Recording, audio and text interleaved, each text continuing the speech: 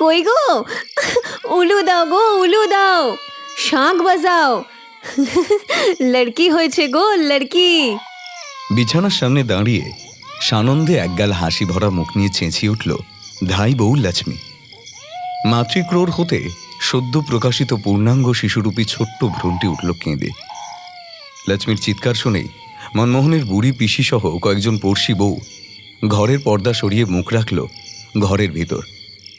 কিন্তু বুড়ি পিসির মুখ হলো ফ্যাকাশে।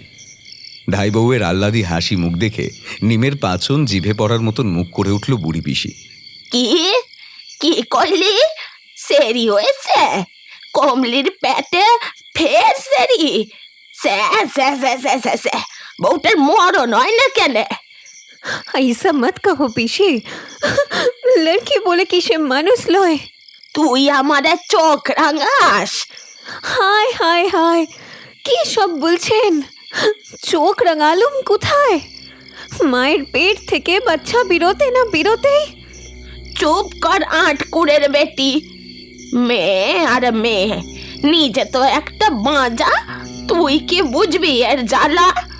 নিজের কোলে তো কোনো কালে বাচ্চা এলো নে, পরের বাচ্চাকে।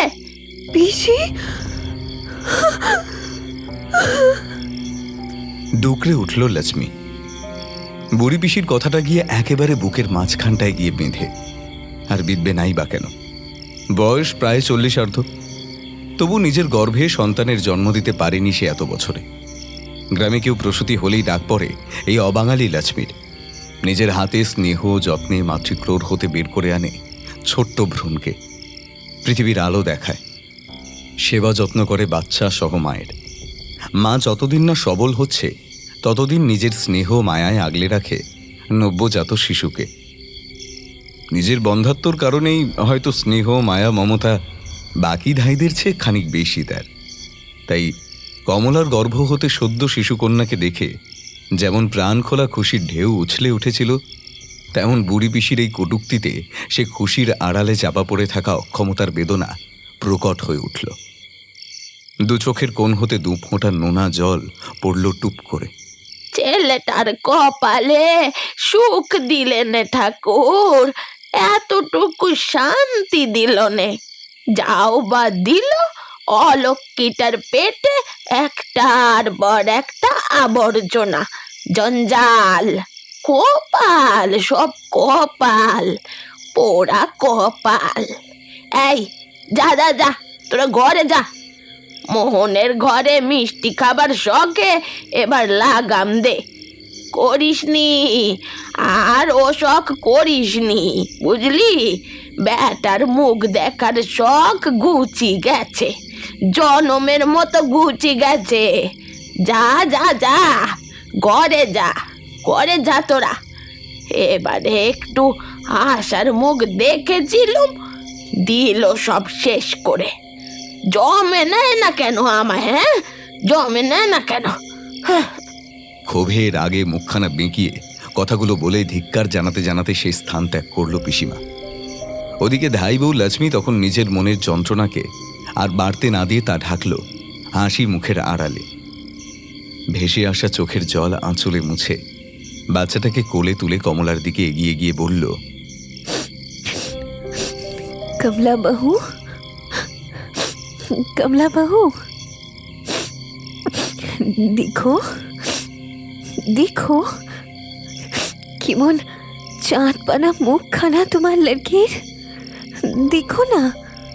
ফিরিয়ে নিল কমলা নিজের মুখ। বালিশে মাথা রেখে তাকিয়ে রইল অপর দিকে। লক্ষ্মী কিছু বলতে গিয়েও থেমে যায়, আটকে রাখে তার মুখের কথা। আবারও যে মেয়ে হয়েছে তাতে এতটুকুও খুশি হয়নি কমলা। 4 মেয়ের পর আবারও মেয়ে। প্রথম যমজ 2 মেয়েকে তো জন্মের পরেই মাসখানেকের মধ্যেই খেয়েছে। বসন্ত রোগ হয়েছিল, বাঁচাতে পারেনি। তার জন্য কম কথা শুনতে হয়নি পিসি শাশুড়ি, পাড়াপড়শির কাছে, এমনকি স্বামীর কাছেও। তারপর আবারও 1.5 বছরের ব্যবধানে 2 মেয়ে। যদিও তাদের অল্প বয়সী বিয়ে দিয়ে শ্বশুর ঘরে বিদায় দিয়েছে মনমোহন, এ যোগকে কতদিন সামাল দেওয়া যায়? যেমন তেমন করে যার তার ঘরে পাঠাতে পারলেই হলো। তাদের বিয়ে দেওয়ার পর আর কোনো সম্পর্কই রাখেনি মনমোহন ও তার পিসি। তারপর বিস্তর সময় পেরিয়েছে। বছর 13 পর ফের ছেলে সন্তানের আশায় বুক বেঁধেছিল মনমোহন ও কমলা। পরেও 2 মেয়ে হওয়ায় তো কম কথা শুনতে হয়নি কমলাকে। উঠতে বসতে গালমন্দ আর কটু কথার ঝড়। সে ঝড়ের বাতাসে যেন মিশে থাকত বিষাক্ত নিঃশ্বাস। তাই এবারেও সেই অতীতের পুনরাবৃত্তি ঘটাতে আর সহ্য হয় না কমলার। মনে হতে থাকে এর থেকে প্রসবের সময় নিজের প্রাণবায়ুটা বেরিয়ে গেলেই বরং ভালো হতো। লক্ষ্মী আরও একবার কমলার নাম ধরে ডেকেও ফের আটকে নেয় তার মুখের কথা। মায়ার চোখে তাকায় সদ্যজাতটার দিকে। সময় পেরিয়েছে, মাঝে কেটে গেছে 16টা বছর। চূর্ণির পারে মাজা দিয়া গাঁয়ে সেদিনের সেই সদ্যজাত আজ চতুর্দশীর ঘর হতে বেরিয়ে পঞ্চদশীর ঘরের দুয়ারে পা রেখেছে। নাম আশালতা। তবে এ নাম বাপ মায়ের দেওয়া নয়, নাম দিয়েছে সেই বন্ধা ধাই বউ লক্ষ্মী। জন্মদায়িনী মাকে সে হারিয়েছে প্রথম দুধের স্বাদটুকু পাওয়ার আগেই। আতুর অবস্থাতেই কমলা দড়ি কলসি নিয়ে এক রাতে দিঘির জলে ডুবে মরে। পিসি ঠাকুমা ওইটুকু দুধের শিশুকে ছুঁয়ে দেখা তো দূরের কথা, ফিরেও তাকায়নি পর্যন্ত।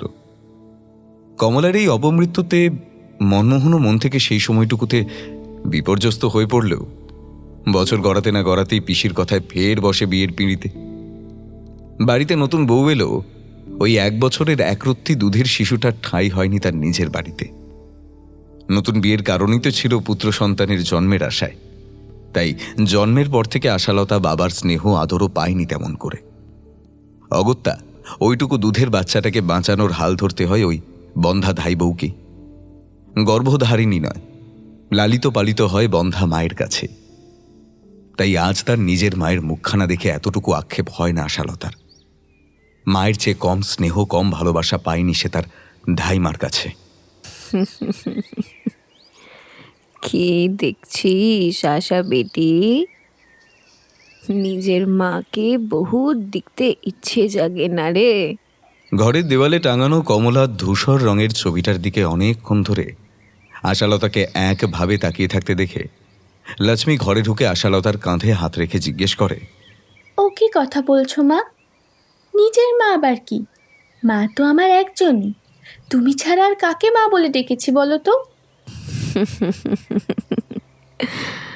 না রে বেটি, ও বাত আমি বলিনি।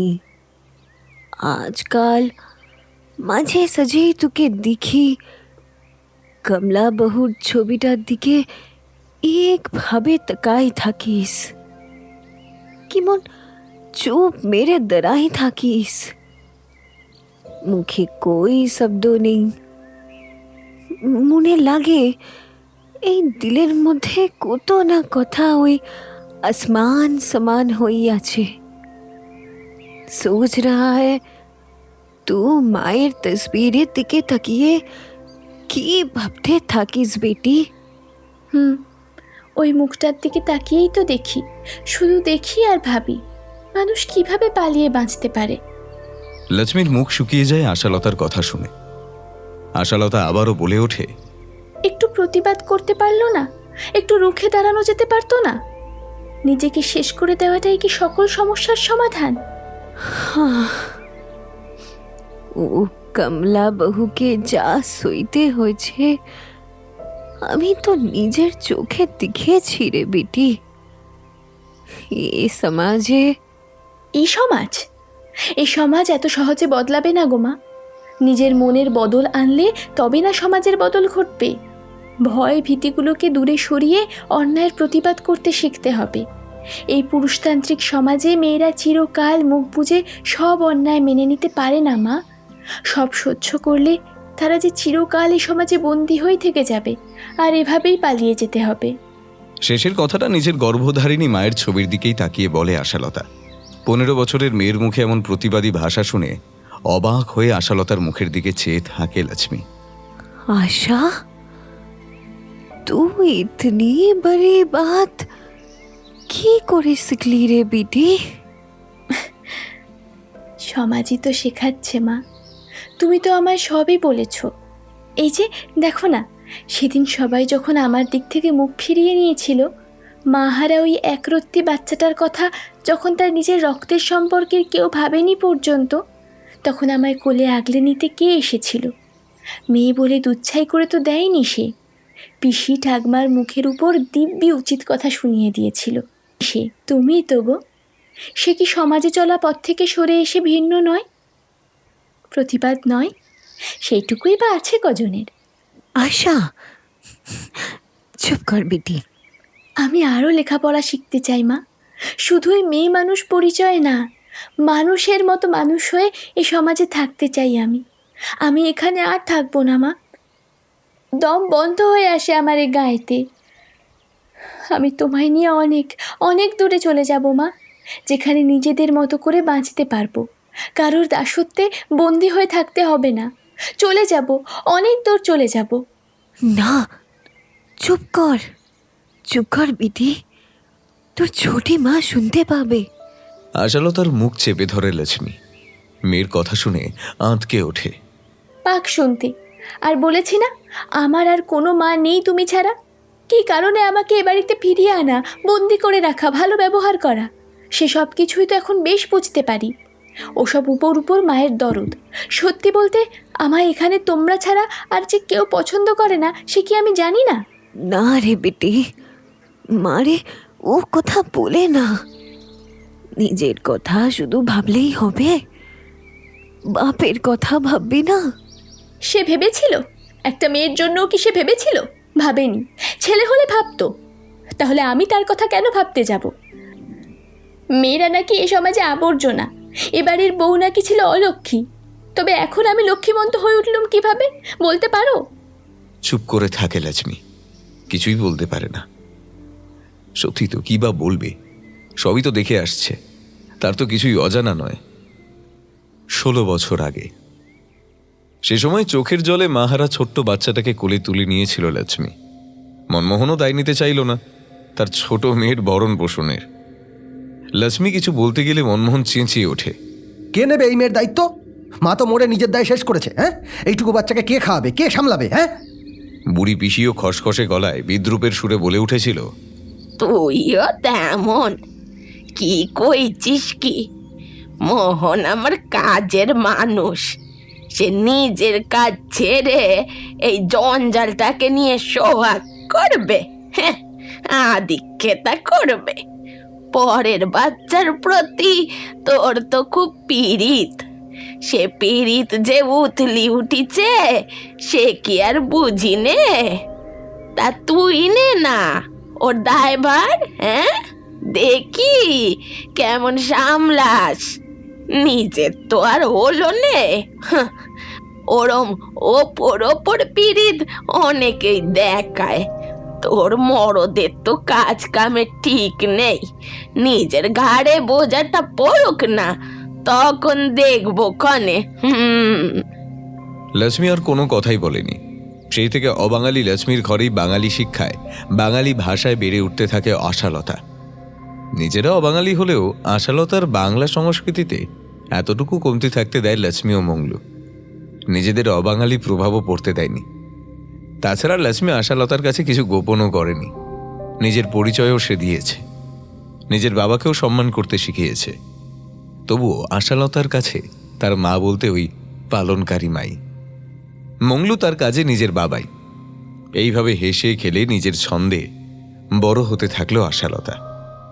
লোভ যে মানুষকে কোথায় নিয়ে যেতে পারে তা মনমোহনের মতো চরিত্রকে দেখলেই বোঝা যায়।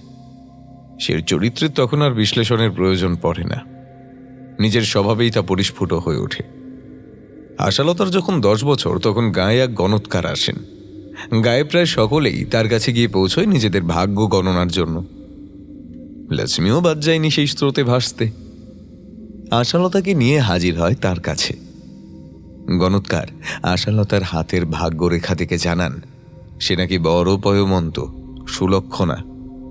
বড় হবার সঙ্গে সঙ্গে তার এই সৌভাগ্যের কারণে তার পরিবারের সমৃদ্ধি ঘটবে, স্ত্রী আসবে ঘরে, শিক্ষা দীক্ষাতেও যথেষ্ট উন্নতি ঘটবে।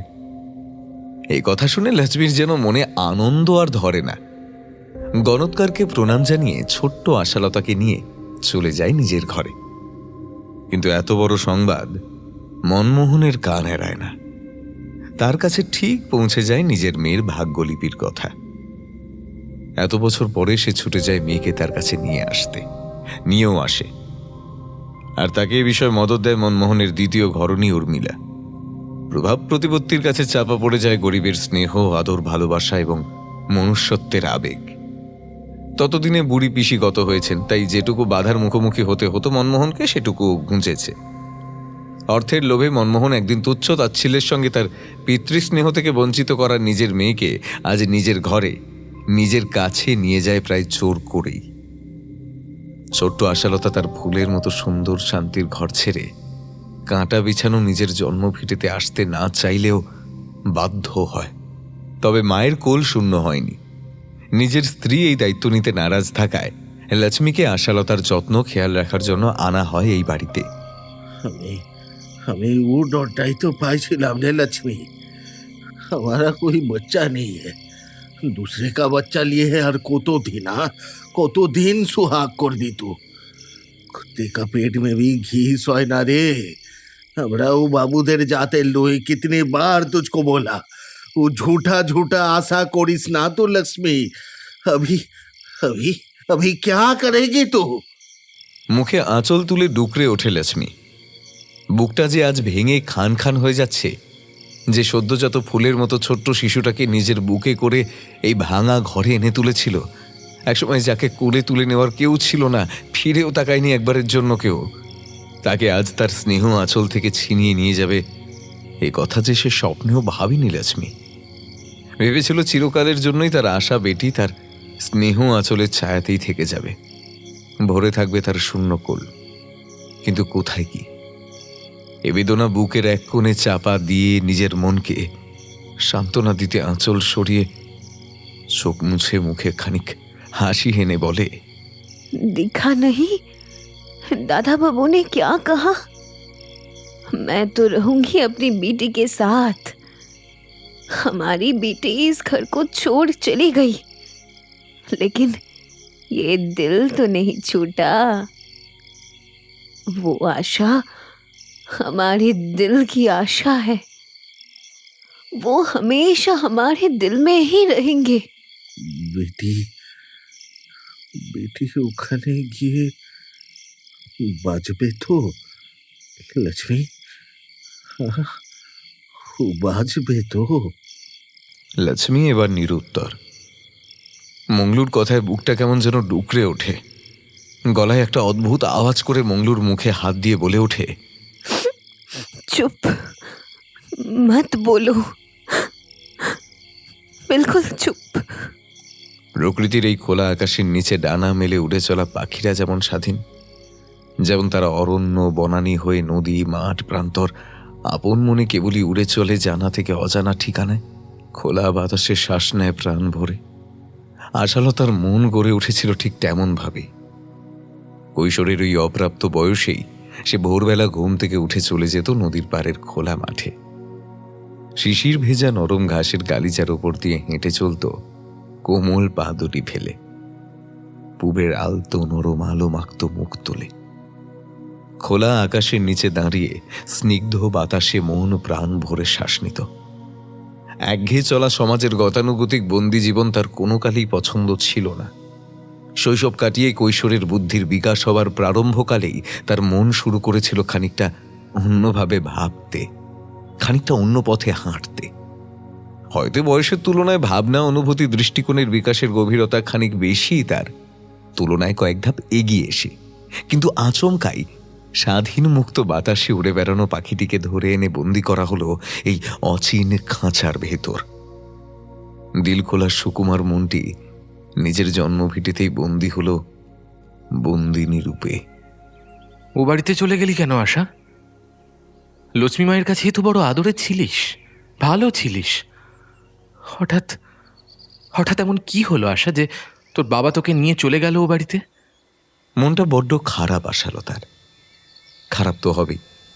10টা বছর ধরে যেভাবে যে পরিস্থিতিতে সে বেড়ে উঠেছে, সেখান থেকে বেরিয়ে এই প্রাচুর্য ও সম্পদে ভরা জমকালো বাড়িতে সে যে বেমানান, দম বন্ধ হয়ে আসছে তার। ওই কুড়ে ঘরে ঐশ্বর্য ছিল না ঠিকই, সুন্দর কিছু মন ছিল, শান্তির বাস ছিল। অপরিপক্ক বুদ্ধিতে হঠাৎই তার বাস, তার ঠিকানা পরিবর্তনের কারণ ততটা বোধগম্য না হলেও সে এটুকু বুঝতে পারে তার বাবা বিনা কারণে এ কাজ করেনি। সে এটুকু জানে যে সুদখোর মনমোহন বাড়ুজ্যে স্বার্থ ছাড়া এক পাও ফেলে না। গলির দিকের খোলা জানালাটার কাছে দাঁড়িয়ে বাইরে চোখ রেখে নিজের জীবনের এমন পরিবর্তনের ইতিবৃত্ত ভাবতে থাকে আশালতা। মনে পড়ে যায় এখানে আসার পর একদিন বিকেলে নদীর পাড়ে বসে বন্ধু নবীনের সঙ্গে কাটানো মুহূর্তের কথা। জানি না রে। জানি না মানে? 3-4 দিন হয়ে গেল তুই পাঠশালায় যাচ্ছিস না। যে আশালতা একদিনও কামাই করে না, সে আশালতা পাঠশালাতে না গিয়ে ঘরে বসে আছে। মাস্টারমশাই রোজই আমায় শুধোচ্ছেন, আমি কিছুই বলতে পারিনি। পাঠশালা থেকে সোজা ফিরে তোদের বাড়ি গিয়ে দেখলাম তুই নেই। তারপর মংলু কাকার কাছে সব শুনলাম। পড়া অনেকটাই এগিয়ে গেছে না রে নবীন? মাস্টারমশাই রাগ করেছেন না আমার উপর? আমায় নতুন পড়াগুলো দিবি? ও দিতে কতক্ষণ, দিতে না দিতেই তৈরি করে নিবি। কিন্তু থেমে যায় নবীন। ছলছল চোখে সরল সাধাসিধি মুখটা তুলে তাকিয়ে থাকে আশালতার দিকে। নবীনকে এভাবে তাকিয়ে থাকতে দেখে আশালতা বলে, কি রে, অমন করে কি দেখছিস? কিন্তু বলে থেমে গেলি কেন? চোখের পলক ফেলে জড়ানো অস্পষ্ট স্বরে নবীন বলে, আশা, আশা তুই তুই ভুলে যাবি না তো? নতুন বাড়ি, নতুন জীবন, ওসব পেয়ে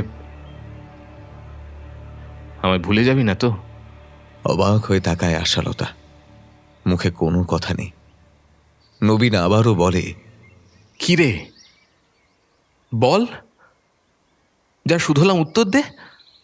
চমক ভেঙে আশালতা খানিক হেসে বলে, দূর পাগল, কি সব বলছিস বলতো?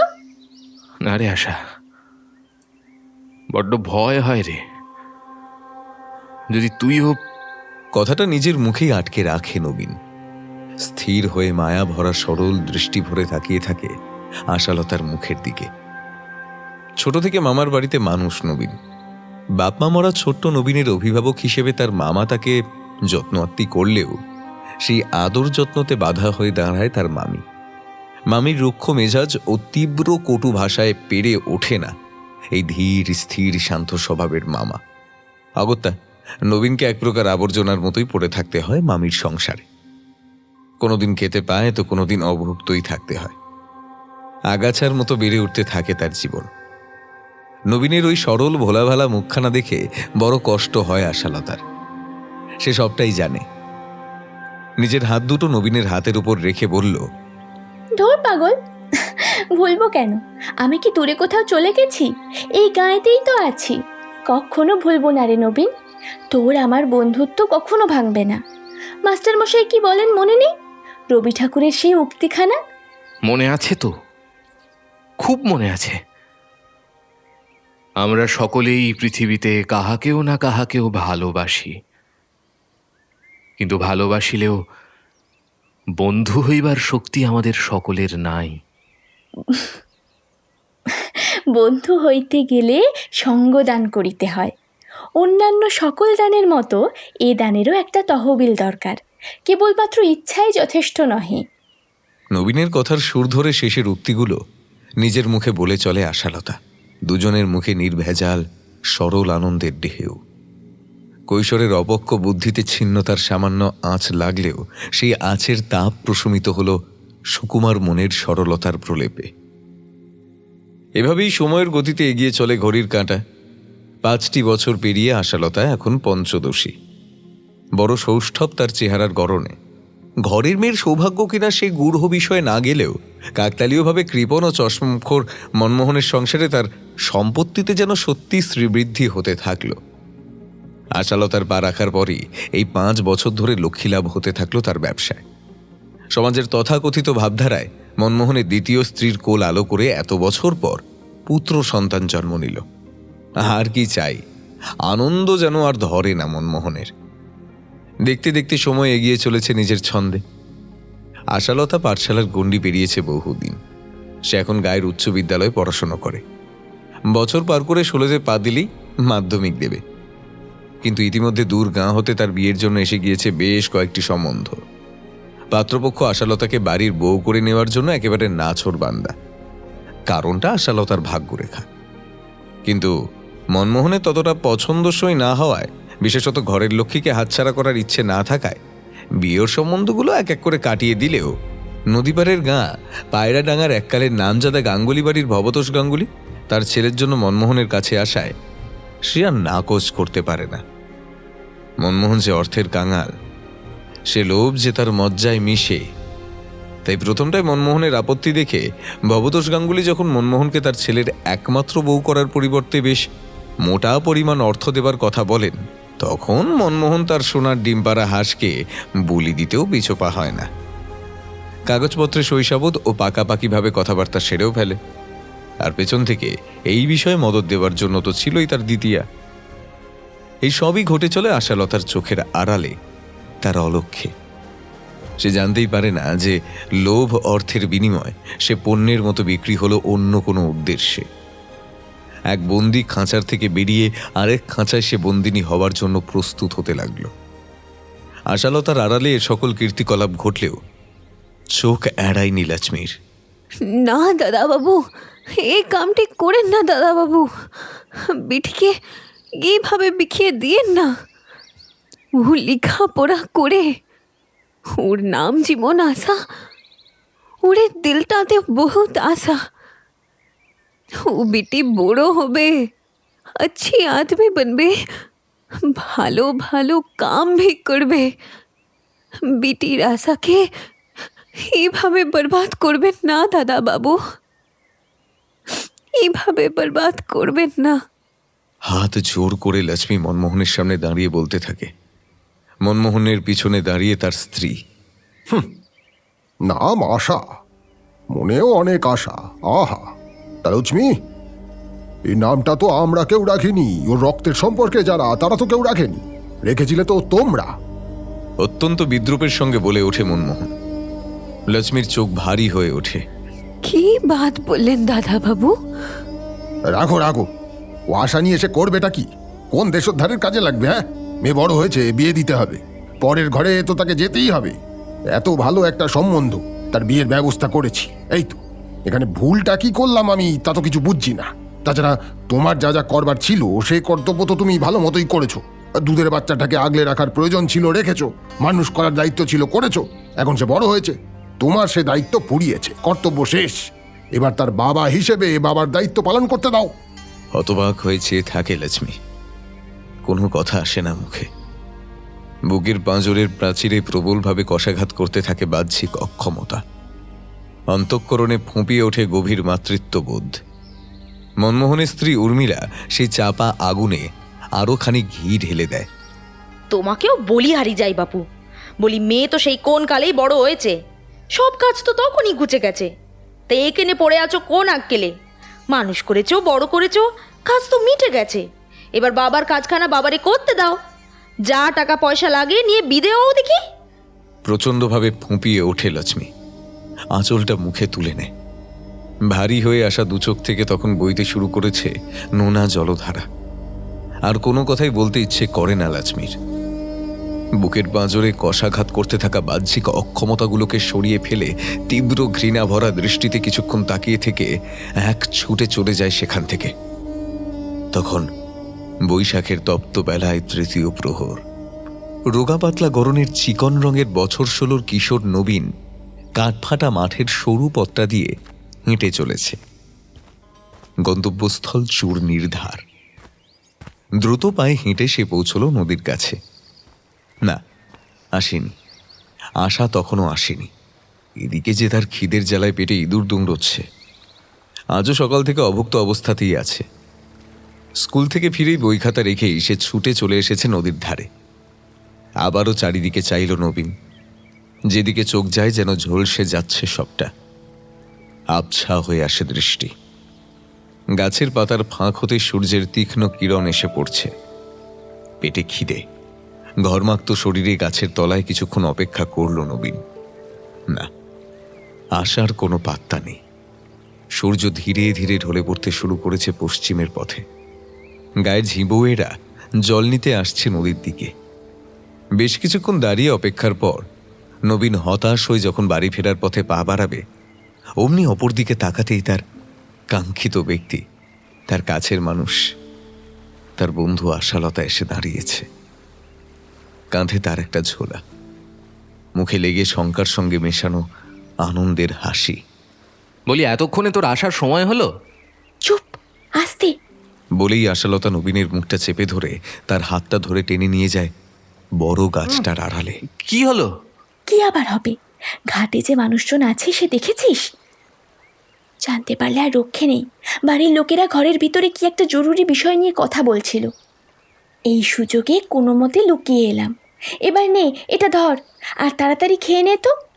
নবীন কেমন অবোধ বালকের মতো তাকায় আশালতার দিকে। কি রে, ধর।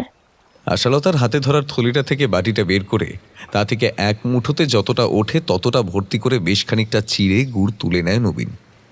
তারপর মুখে পুরেই চিবোতে থাকে কুড়মুড় শব্দ করে। আশালতা থলে থেকে এবার একটা মুড়ির মোয়া বের করে বাটিটার ওপর রাখে। নবীনের মুখ খুশিতে ভরে ওঠে। ঠোঁটের উপর হালকা গোঁফের রেখায় লেগে থাকে চিড়ে গুড়। চিবোতে চিবোতে নবীন বলে ওঠে, ওমা, মোয়া, মোয়া এনেছিস? নবীনের এমন অবস্থার কাণ্ড দেখে প্রচণ্ড হাসি পায় আশালতার, কিন্তু হাসতে পারে না, পাছে কেউ দেখে ফেলে তাদেরকে। মুখ টিপে টিপে হেসে খুব আস্তে আস্তে বলে, তোকে না কেমন পুষিটার মতো লাগছে। ওই রুকুদের পুষিটা আছে না, পুরো ওর মতো। কেমন ঠোঁটের উপর দুপাশে গোপ গজিয়েছে। বলেই মুখ টিপে হাসতে থাকে আশালতা। আশালতার কথায় নবীনের মুখেও হাসির ঝিলিক খেলে যায়। মুচকি হেসে সে বলে ওঠে, খুব গাট্টা খাবি।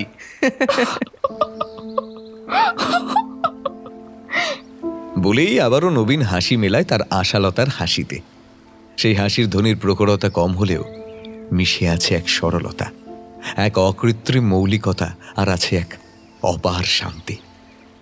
নিষ্পাপ মন দুটোর প্রাণখোলা হাসিতে বুঝি বাতাসে বাঁশি তার সুর ঢেলে দিয়েছে। এমনই তার মিষ্টতা। মিঠে দক্ষিণা বাতাস বয়ে চলে চূর্ণির গায়ে নিয়ে। একসময় দুজনারই হাসি থেমে যায়। দুজোড়া চোখের স্নিগ্ধ দৃষ্টিতে মিশে আছে প্রাক যৌবনের আলতো চাহনি, যেখানে কৈশোরের শেষ প্রান্তে এসে আবেগ ইচ্ছেরা উকি দিচ্ছে প্রাক যৌবনের আঙিনায়। এভাবে কিছুক্ষণ দুজনে নিষ্পলক চোখে চেয়ে থাকে একে অপরের দিকে।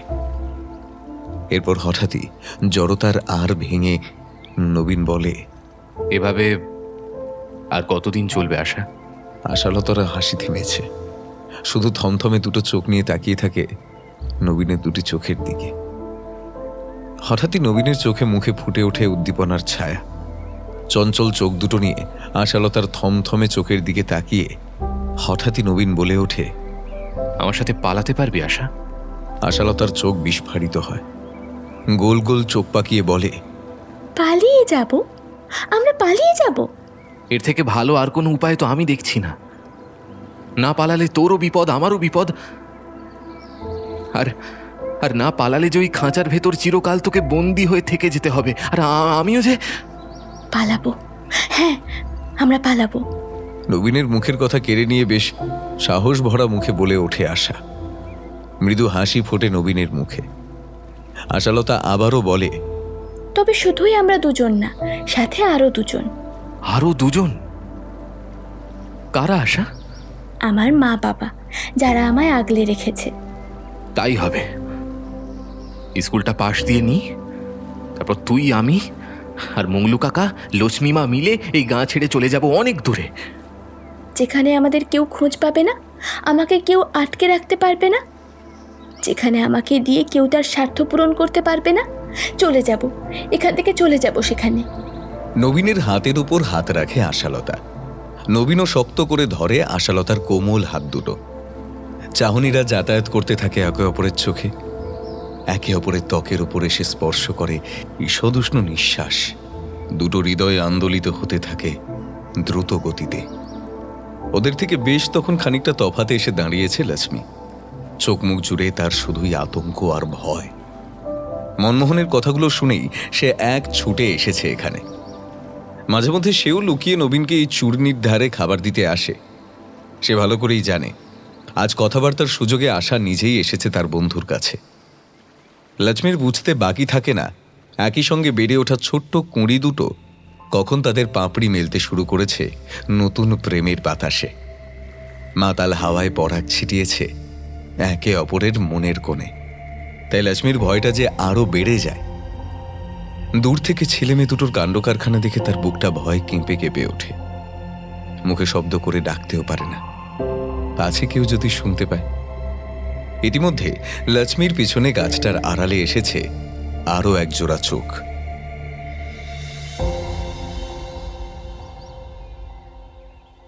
না, কিছুতেই না।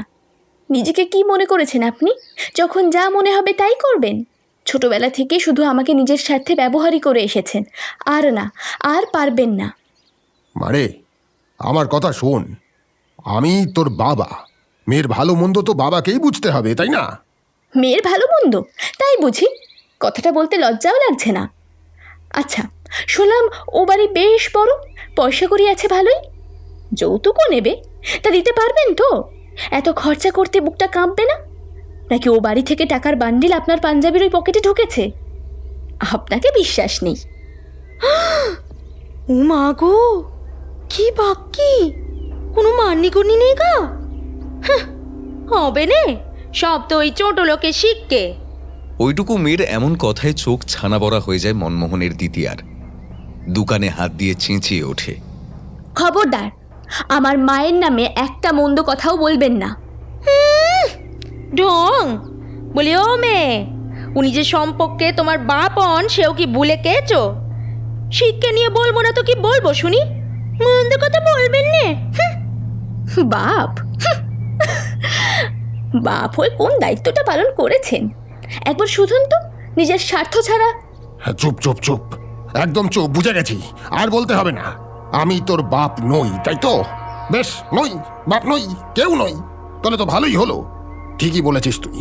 বেচবো, তোকে বেচবো মোটা টাকায়। এই পায়রাডাঙ্গার গাঙ্গুলি বাড়িতে তোকে বেচবো। তুই এতদিন লক্ষ্মী হয়ে ঘরে ছিলি, সে তো ছিল তোর কপালের ব্যাপার। কিন্তু কিন্তু এবার যে ওই বিশাল সম্পত্তির ভাগ, ও যে আমার হাতে আসবে, না চাইতেই ঢের পাবো।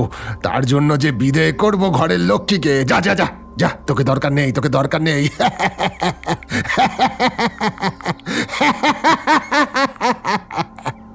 নিষ্ঠুর হাসিতে ফেটে পড়ে মনমোহন।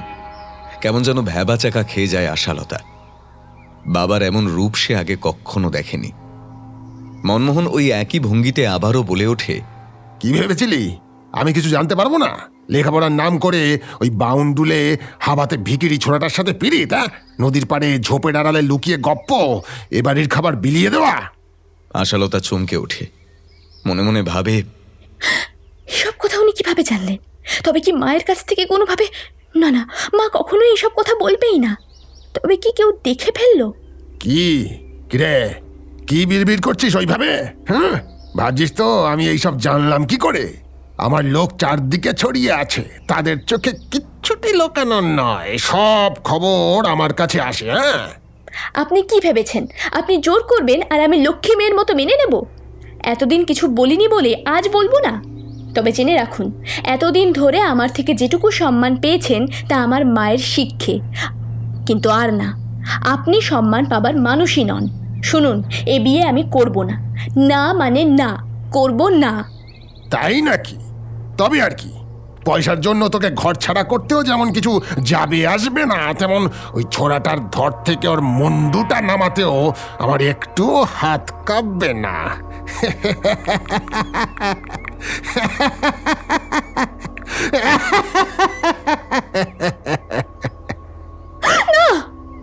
এই এই কে আছিস? ওকে ঘরের ভিতরে নিয়ে যা, দেখবি বিয়ের আগে চৌকাঠের বাইরে যেন পা রাখতে না পারে। না, অমনটা করবেন না, নবীনের কিছু করবেন না। হঠাৎই বাড়ির ঝিবউয়েরা কোথা থেকে আসে, আষ্টে পৃষ্ঠে জড়িয়ে ধরে আশালতাকে। তারপর জাপটে ধরে প্রায় পাঁজা কোলা করে নিয়ে যায় ঘরের ভিতর। কি তোমরা ওকে ছেড়ে দাও, ছেড়ে দাও আমাকে। আমি এই বিয়ে করবো না, কিছুতেই না, কিছুতেই না। প্রবল আকুতি মিনতিতে কান্নায় আছড়ে পড়ে আশালতা, তবু কেউ শুনেও যেন শোনে না। আমি এই বিয়ে করবো না, ছাড়ো, ছাড়ো বলছি। বলছি তো, আমার ছেড়ে দাও, ছেড়ে দাও আমাকে। এ বিয়ে করবো না, কিছুতেই না, কিছুতেই না। এক সময় পর বন্ধ হয়ে যায় ঘরের দোর। বন্ধক দোরের ওপারে মিলিয়ে যায় আশালতার বুক ফাটা কান্নার প্রতিধ্বনি। দুয়ারের এক কোণে ফুঁপিয়ে ওঠে লক্ষ্মীর বুকের পাঁজর। না মা, পারবো না, আমি পারবো না, আমি পারবো না এই বিয়ে করতে, আমি পারবো না।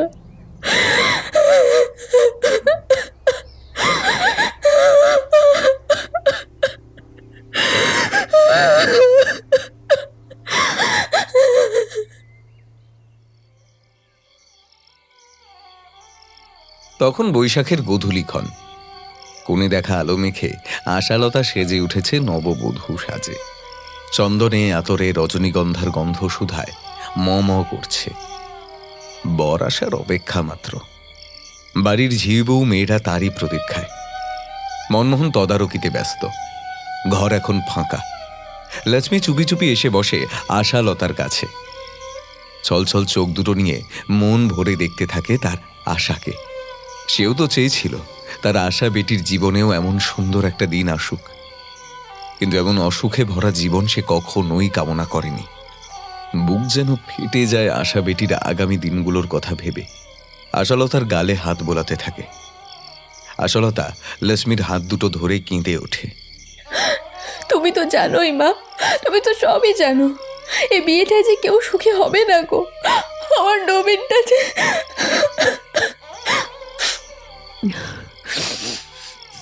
যেটা হবার সেটা হয়ে গেছে बेटी। रो मत, वो ऊपर वाला है ना, আসমানে যিনি बैठे আছেন উনি সব কাম भी করছেন। না মা, এভাবে বলো না, এ বিয়ে হতে পারে না, হতে পারে না। আচ্ছা মা শোনো, একটা কাজ করতে পারবে তুমি? তৎক্ষণাৎ এক বুদ্ধি খেলে যায় আশালতার মাথায়। লক্ষ্মী ভয় চোখে তাকিয়ে জিজ্ঞাসা করে, কি কাম बेटी? তুমি আমাকে এখান থেকে বের করে নিয়ে যেতে পারবে? লক্ষ্মীর চোখ আরো বড় হয়ে যায় আশালতার কথা শুনে।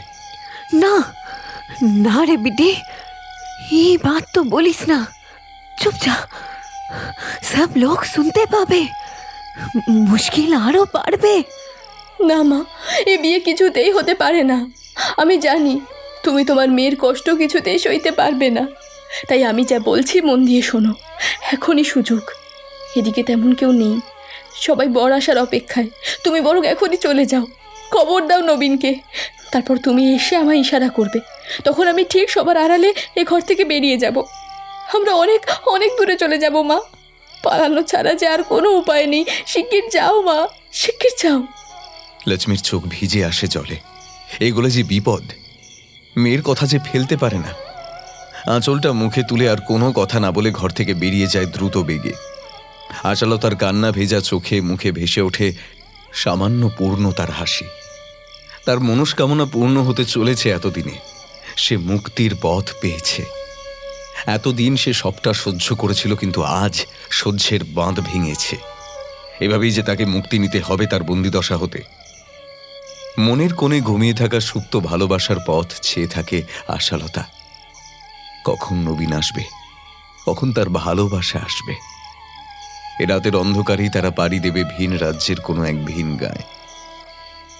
তখন সন্ধে গড়িয়ে প্রায় রাত নেমেছে। বরমশাই টোপর পরে পালকি করে দুলকি চালে এসে পড়েছে। পাড়াপড়শি সকলে সেই আনন্দে মশগুল।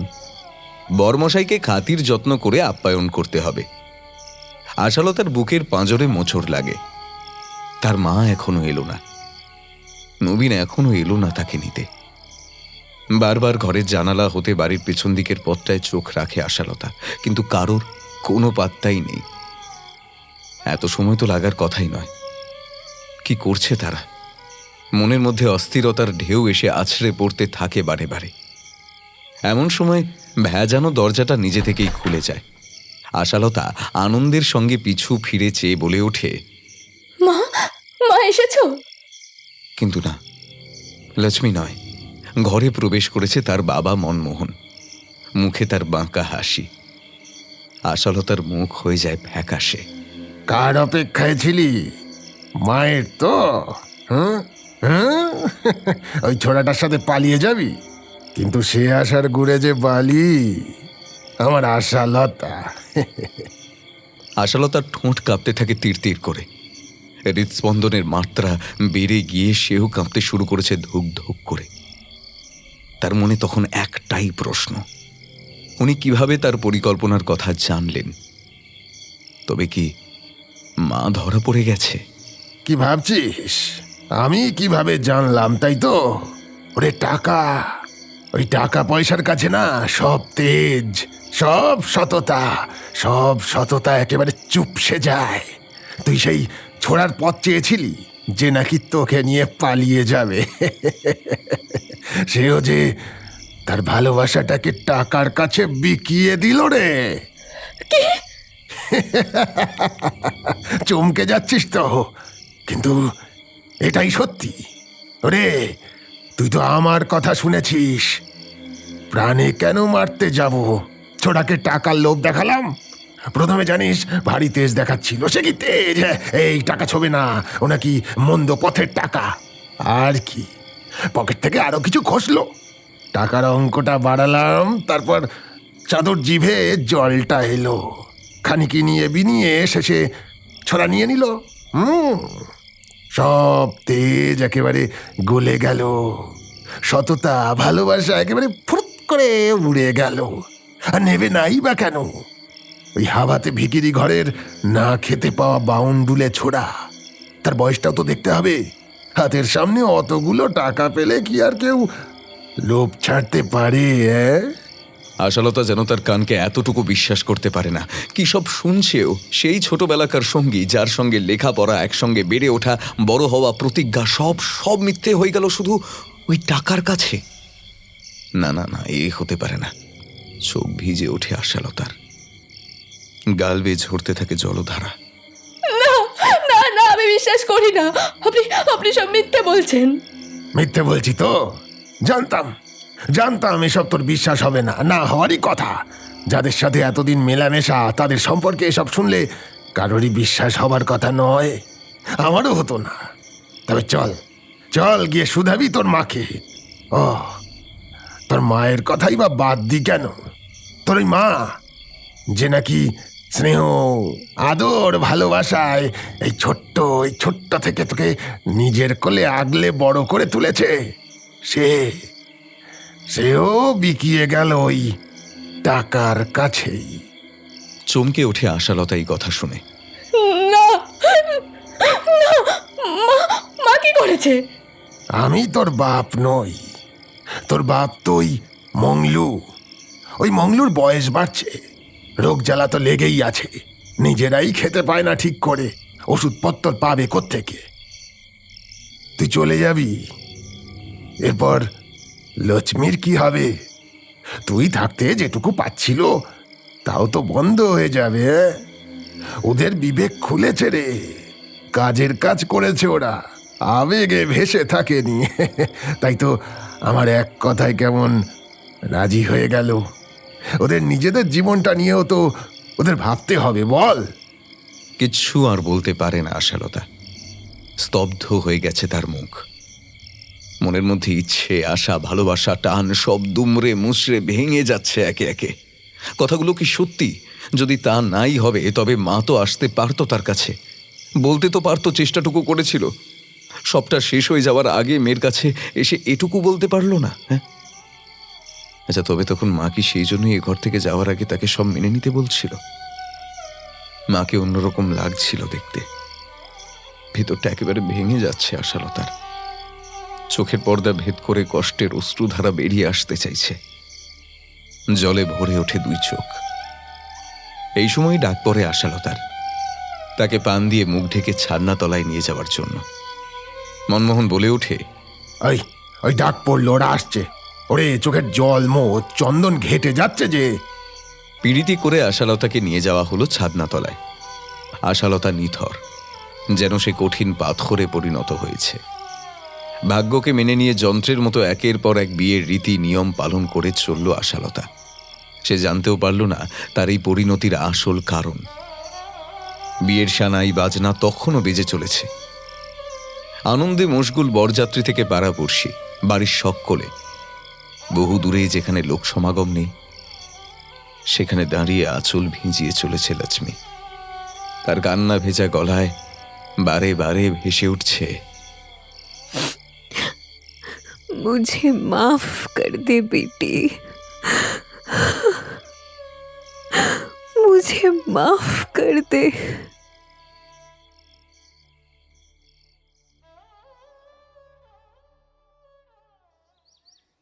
তখন দিনের প্রথম প্রহরের শেষক্ষণ। আজ রবিবার, স্কুল ছুটি। নবীন যথারীতি ছাগলের পাল নিয়ে বেরিয়েছে নদী পাড়ের মাঠের দিকে।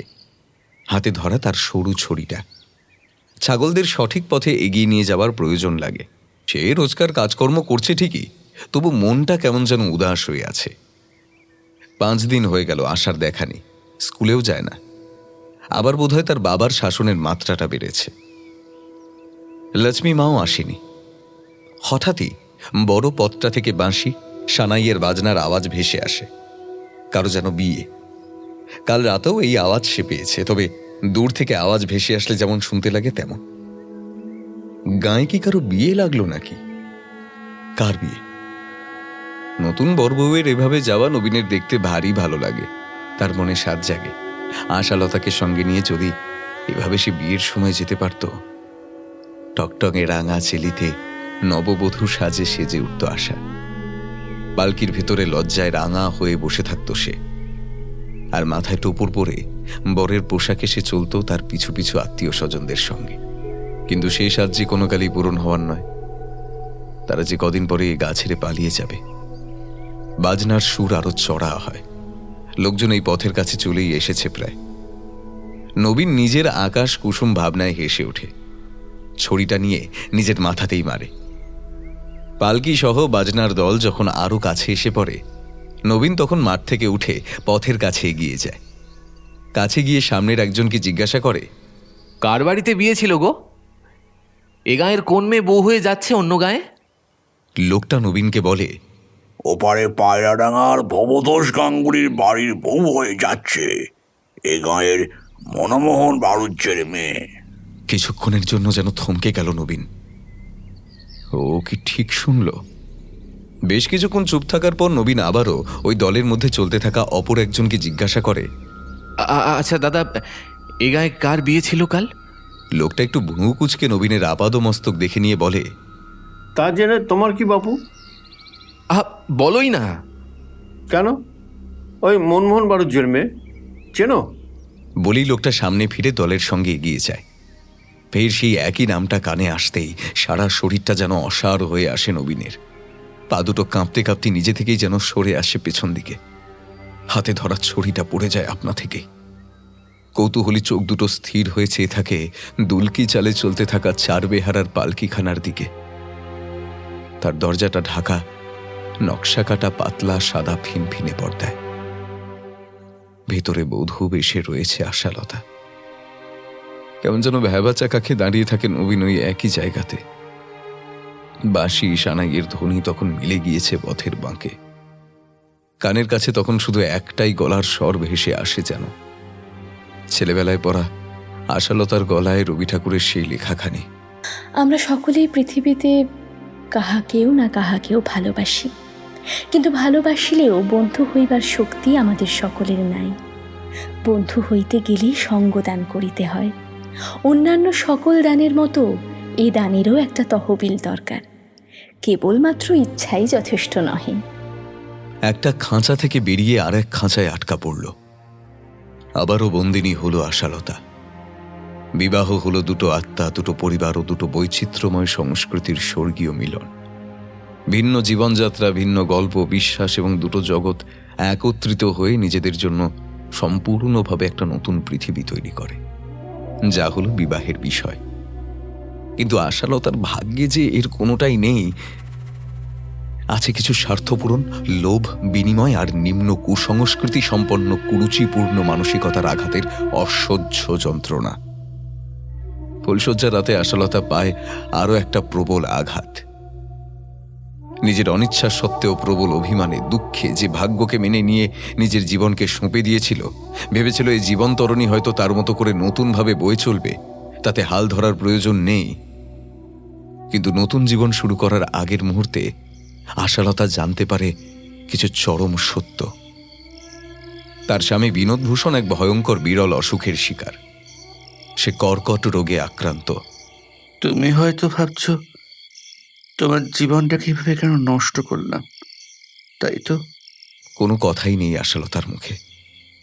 ফুলে সাজানো শয্যা, রজনীগন্ধা গোলাপে ম ম করছে ঘরের চতুর্দিক। চৌপায়ার উপর টিমটিম করে জ্বলছে রঙিন কাচের বাতিগুলো। সাজানো পালঙ্কের এক কোণে ফুলের সাজে স্থির হয়ে বসে বিনোদভূষণের বলে চলা কথাগুলো শুনে চলেছিল আশালতা। বিনোদভূষণ শান্তভাবে আবারও বলে ওঠে, কি গো, কিছু বলবে না?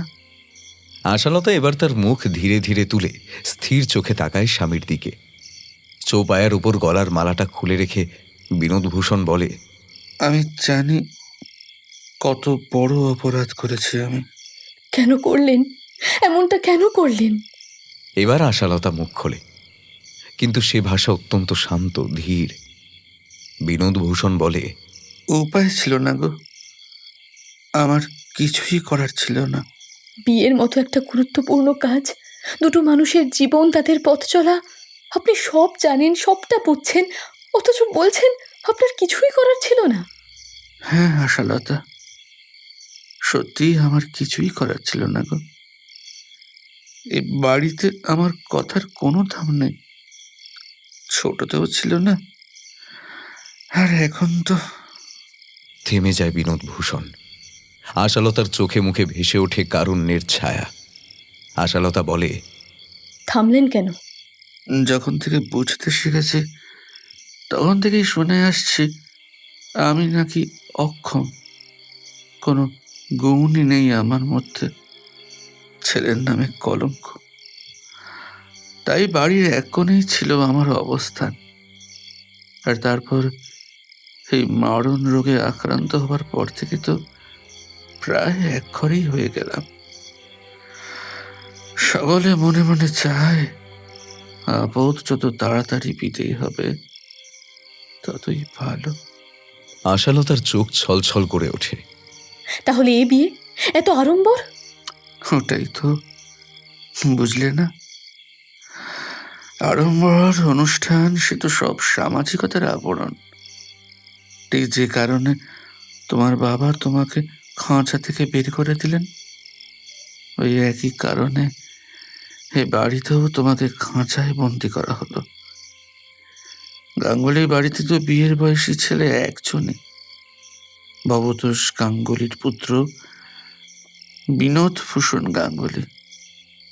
সেখানে কিন্তু মানুষটার কোনো প্রাধান্য নেই, সম্পর্ক পরিচয়টাই সব। অল্প বয়সী দেখতে সুন্দর মেয়ে পেতে গেলে তো বাড়ির ছেলের বিয়ে দিতেই হবে। এ বিষয়ে আশালতার অজানা নয়।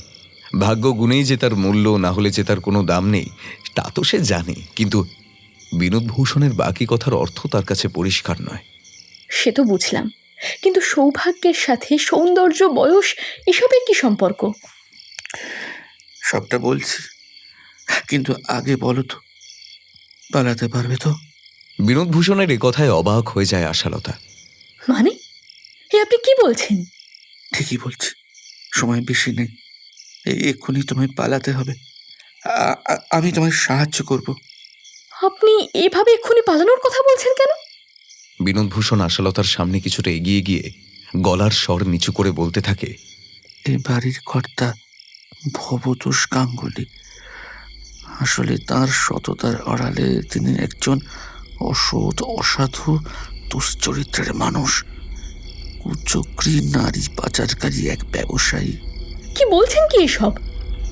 চোখ ছানা বড়া হয়ে আসে আশালতার। হ্যাঁ আশালতা, গোপনে ভিন দেশে মেয়েদের পাচার করে মোটা টাকা উপার্জন করে ওই শয়তান লোকটা। ওকে আমার বাবা বলতে ঘেন্না হয়। কত মেয়ের জীবনের সর্বনাশ করেছে ওই লোকটা, তা গুণে শেষ করা যাবে না। এর আগে আরও একবার আমার বিয়ে দিয়েছিল জানো, সকলের সামনে তার ভালো মানুষের মুখোশ। বলেছিল সে মেয়ে নাকি দুশ্চরিত্রা, তাকে আমি বাঁচাতে পারিনি। আশালতা, তোমাকেও ওই লোকটা বিক্রি করে দেবে। সময় সময় সময় নেই আশালতা, শীঘ্রই পালাও, শীঘ্রই পালাও এই রাতের অন্ধকারে।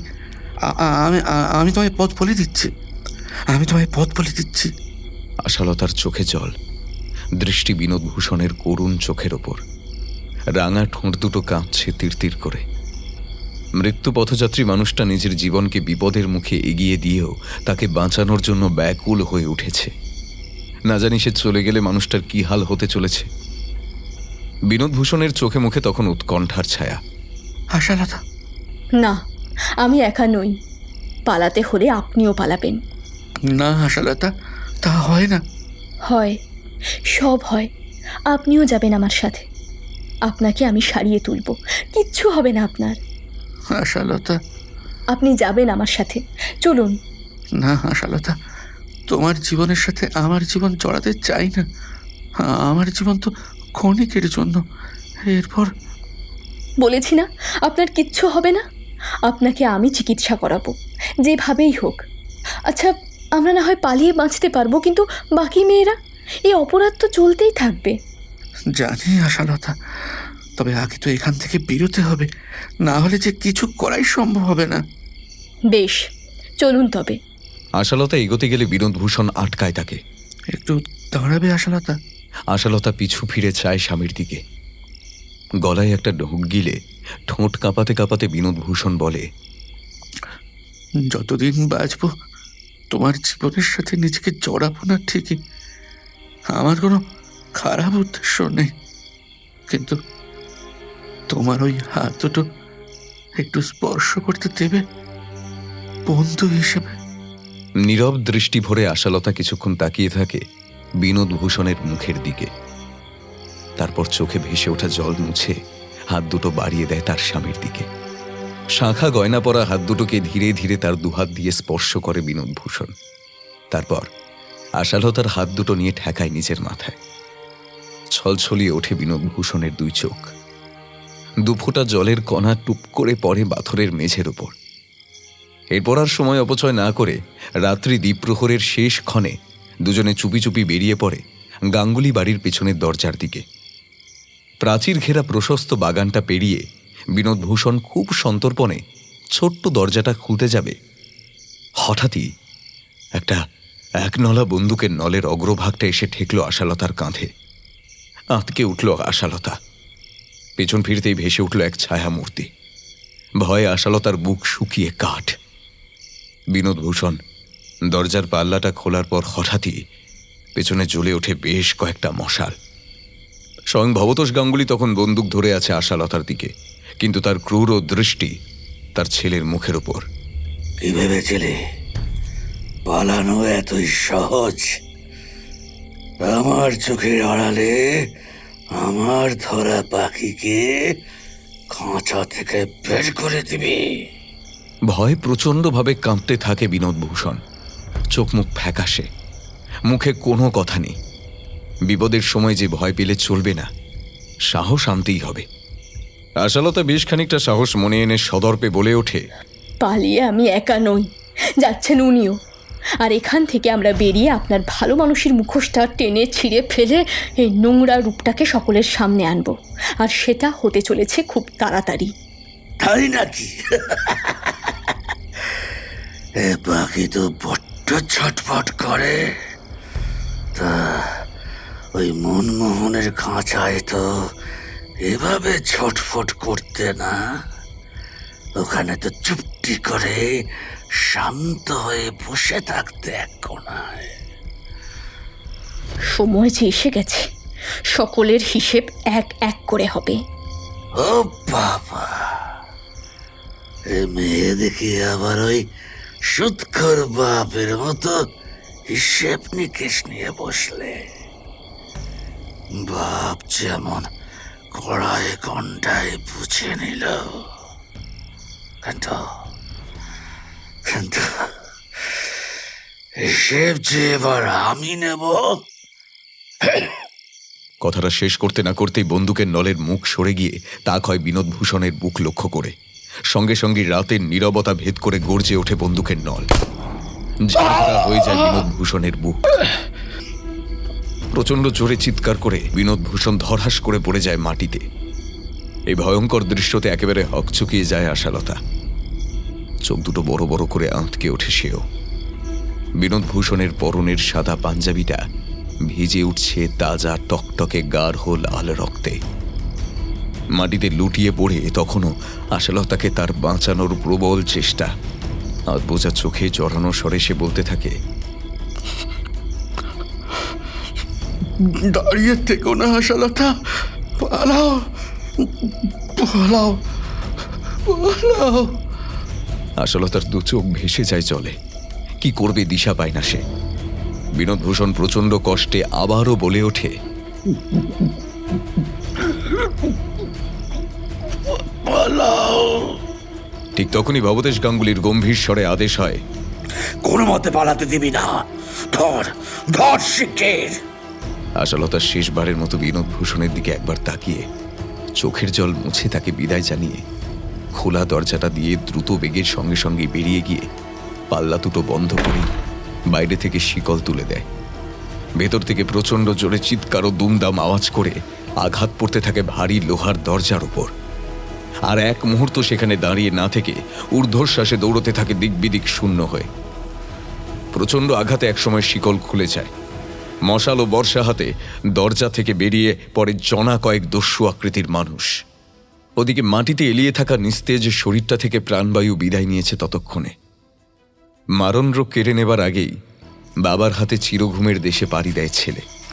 গভীর জঙ্গল, কাঁটা ঝোপের খোঁচা সহ্য করে অজানা পথ দিয়ে প্রাণ হাতে নিয়ে বেশ কিছুক্ষণ ঊর্ধ্বশ্বাসে ছুটতে ছুটতে একসময় আশালতা এসে পড়ে নদীর কাছে। ভবতোষের লেঠেররা তখন আশালতার থেকে বহু ক্রোশ দূরে। তারা বুঝতেও পারে না আশালতার পালানোর পথের গতিবিধি। সে তখন তাদের হাতের নাগালের বাইরে। নদীর ধারে এসে থমকে দাঁড়ায় আশালতা।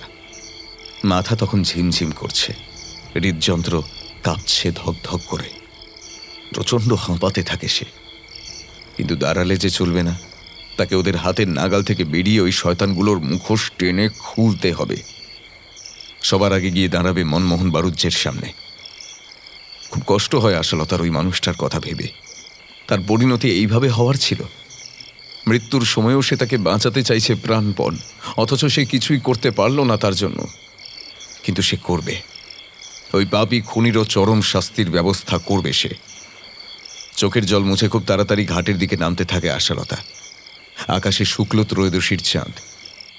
আসন্ন পূর্ণিমার জ্যোৎস্নায় এসে পড়েছে চূর্ণীর কোমল শীতল জলে। তাদের চিকচিক করছে বয়ে চলা ঢেউগুলো। ঘাটে নেমে এদিক ওদিক তাকাতে আশালতা দেখতে পায় একখানা জেলে নৌকা ঘাটের উপরে নোঙর করা। আশালতা তাড়াতাড়ি করে এগিয়ে গিয়ে ওপরে ফেলে নোঙর। তারপর গায়ের জোরে ঠেলে নৌকোটাকে এগিয়ে দেয় জলের দিকে। ছোট জেলে নৌকা, হালকা গোছের, তাতে ঠেলতে বেশি জোর লাগে না। কিছুটা ঠেলতেই নৌকো এগিয়ে গিয়ে ভেসে গেল জলের উপর। আশালতা তৎক্ষণাৎ নৌকোতে উঠে তুলে নিল হাল। তারপর ঘুরিয়ে দিল নদীবক্ষে ওপারে মাছ দেওয়ার দিকে। জেলে নৌকা যখন ঘাটে এসে থামল তখন রাতের তৃতীয় প্রহর। পশ্চিম আকাশে চাঁদ ঢলে পড়েছে। মরা জ্যোৎস্না তখনও জ্বালিয়ে রেখেছে তার ম্রিয়মান আলোটুকুকে। আশালতা নৌকা থেকে নেমে নৌকাটাকে কোনো মতে ঘাটে বেঁধে তরতর করে এগিয়ে উঠে চলল ঘাটের উপর দিকে। আর এই সকল ঘটনা দৃষ্টিগোচরে এলো ঘাটের উপরে অদূরে বড় গাছটার নিচে বসে থাকা এক ছায়া মূর্তির। তাকে আরও বেশি অবাক করল আশালতার বেশভূষায়। ওই মরা জোছনার আলোতেই বেশ বোঝা গেল পরনে তার জমকালো বেনারসি শাড়ি, হাত ভর্তি গয়না, খোপায় ফুলের সাজ। ছায়ামূর্তিটা এবার উঠে হনহন করে এগিয়ে আসতে থাকে আশালতার দিকে। আশালতা ঘাট থেকে উপরে এসে গায়ের সরু পথটার দিকে পা বাড়াতেই ছায়ামূর্তিটা হঠাৎই বাধা হয়ে দাঁড়ায় তার সামনে। চমকে ওঠে আশালতা। আশা, কে কে? নবীন? গলার স্বর এতটুকু চিনতে ভুল হয় না আশালতার। আর ভুল হবেই বা কেন? এ স্বর যে ছেলেবেলা হতেই আত্মস্থ, বড় চেনা। জ্যোৎস্নার মৃদু আলোয় ছায়ামূর্তিটি এবার প্রকট হয় তার সামনে। হ্যাঁ রে আশা, আমি আশালতার চোখে মুখে তীব্র ভর্ৎসনার ছায়া। গভীর নিঃশ্বাস ফেলে বলে, পথ ছাড়ো, আমার অনেক কাজ আছে। আশালতা এগোতে গেলে নবীন দুহাত দিয়ে আবারও তার পথ আটকায়। না না না না না, আজ সব কথার জবাব না পেয়ে আমি কোথাও যেতে দেব না তোকে, কোথাও যেতে দেব না। জবাব? তোকে তোকে কি কারণে জবাব দিতে যাব আমি? যা পাওয়ার তা তো পেয়েই গেছিস। কিন্তু আমি যে তোর কথা কিছুই বুঝতে পারছি না আশা। তুই এই কাজ কিভাবে করতে পারলি? আর আর এখন এই সময় এইভাবে কি কি কি হয়েছে তোর? সব বল আমায়, সব বল আশা। তুই বা এমন করছিস কেন? তোর পাওনা তো পেয়েই গেছিস তুই, চাহিদা তো মিটে গেছে। আর তাছাড়া তোকে এত কথা বলতে যাবই বা কেন? কে তুই? বেশ অভিমানের সুরে বলে আশালতা। নবীনের চোখে মুখে ভাবনার ভাঁজ। কি সব বলে চলেছে আশা? ভীষণ অবাক হয়ে নবীন জিজ্ঞাসা করে, হে আশা, হে আশা, এই তুই তুই কি সব বলে চলেছিস? কি পাওনা, কি চাহিদা মেটার কথা তুই বলছিস? হ্যাঁ, এই এই এই তুই তুই তুই এদিকে তাকা। তুই জানিস তোর বিয়ের খবরটা পেয়ে আমার কি অবস্থা হয়েছিল? হ্যাঁ, কতদিন তোর সাথে দেখা হয়নি। তারপর সেদিন সকালে যখন দেখলাম পালকি, বাজনা, বরযাত্রীর দল পর, আর আর জানতে পারলাম ওই পালকিতে নাকি তুই আছিস। হ্যাঁ তুই আছিস, হ্যাঁ তুই আছিস কিনা অন্য কারোর বউ সেজে। তখন জানিস আমার কি অবস্থা হয়েছিল? জানিস? কোনো ধারণা আছে তোর? কি তুই জানতিস না আমার বিয়ের কথা? কি করে জানবো? তুই তো না বলেই। না বলেই মানে? আমি তো মাকে পাঠিয়েছিলাম তোর কাছে। সেই রাতেই ওই বাড়ি থেকে বেরিয়ে যেতে চেয়েছিলাম তোর সাথে। বিক্রি হয়ে গেলি টাকার লোভে। কি টাকা? এই দাঁড়া দাঁড়া দাঁড়া, কিসের টাকা? কিসের টাকা? থামিয়ে দেয় নবীন আশালতাকে। আশালতা বলে, কেন তুই ওই মনমোহন বারুজ্যের কাছ থেকে আমাকে ভুলে যাবার বিনিময়ে টাকা নিসনি? কি? তুই আমায় বিশ্বাস না করে ওই ওই লোকটার কথায় বিশ্বাস করলি আশা? ওই মনমোহন বারুজ্যের কথা, যে কিনা শালা নিজের স্বার্থ তারা কিচ্ছু বোঝে না। থমকে যায় আশা। তার কি সত্যি বুদ্ধিভ্রম হয়েছিল? বিচার, বিবেচনা, জ্ঞান, বোধ সব লোপ পেয়েছিল? হ্যাঁ, ওই স্বার্থান্বেষী মানুষটার কথা সে বিশ্বাস করেছে।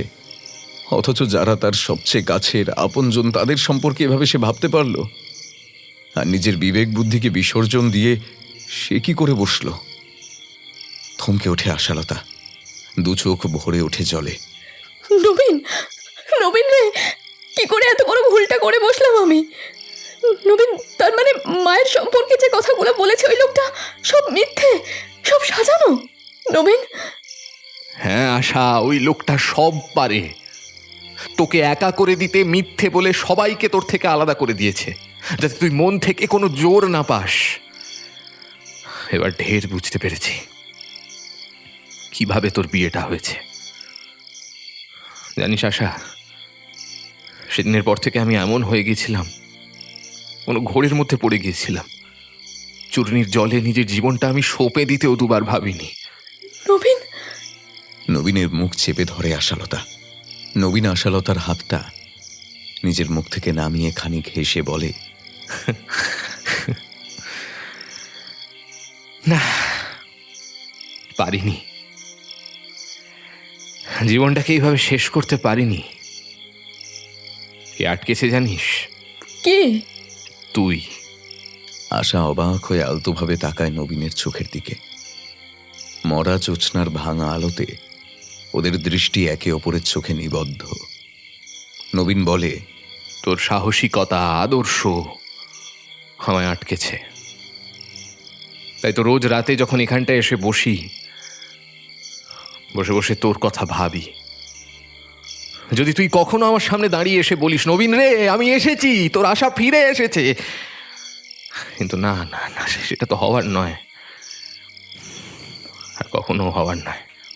শেষের কথাগুলো বলে নবীন আশালতার থেকে সরে যায় কিছুটা দূরে। দেখ দেখি, বোকার মতন এমন নিজের কথাগুলো আমি বলে চলেছি। যাকে বলতো, এবার তুই এখানে এখন এইভাবে কি হয়েছে? হ্যাঁ, আজ তো তোর ফুলশয্যা, দুগাল বেয়ে অনবরত জল পড়ে চলেছে।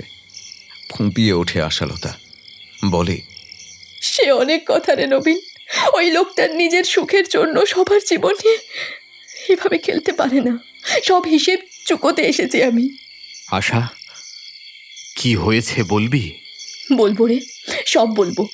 তার আগে মায়ের কাছে যেতে হবে আমায়। চল, এক্ষুনি চল। শুনেছি কাল ভোরেই নাকি ওরা এই গাঁ ছেড়ে চলে যাবে। সে কি, মা চলে যাবে? না না, সে হতে পারে না। নবীন, চল আমার সাথে। মায়ের কাছে ক্ষমা চাইতে হবে আমায়। এক্ষুনি চল, এক্ষুনি চল। ওখানে গিয়ে আমি সবটা বলছি। রাতের তৃতীয় প্রহর তখন প্রায় শেষ লগ্নে। আশালতা নবীন সরু পথটা দিয়ে প্রায় ছুটতে ছুটতে এগিয়ে গেল লক্ষ্মীর কুটিরের দিকে। তখনও পুবের আলো ফোটেনি। পাকপাখালিরা ঘুমিয়ে তখনও তাদের বাসাতেই।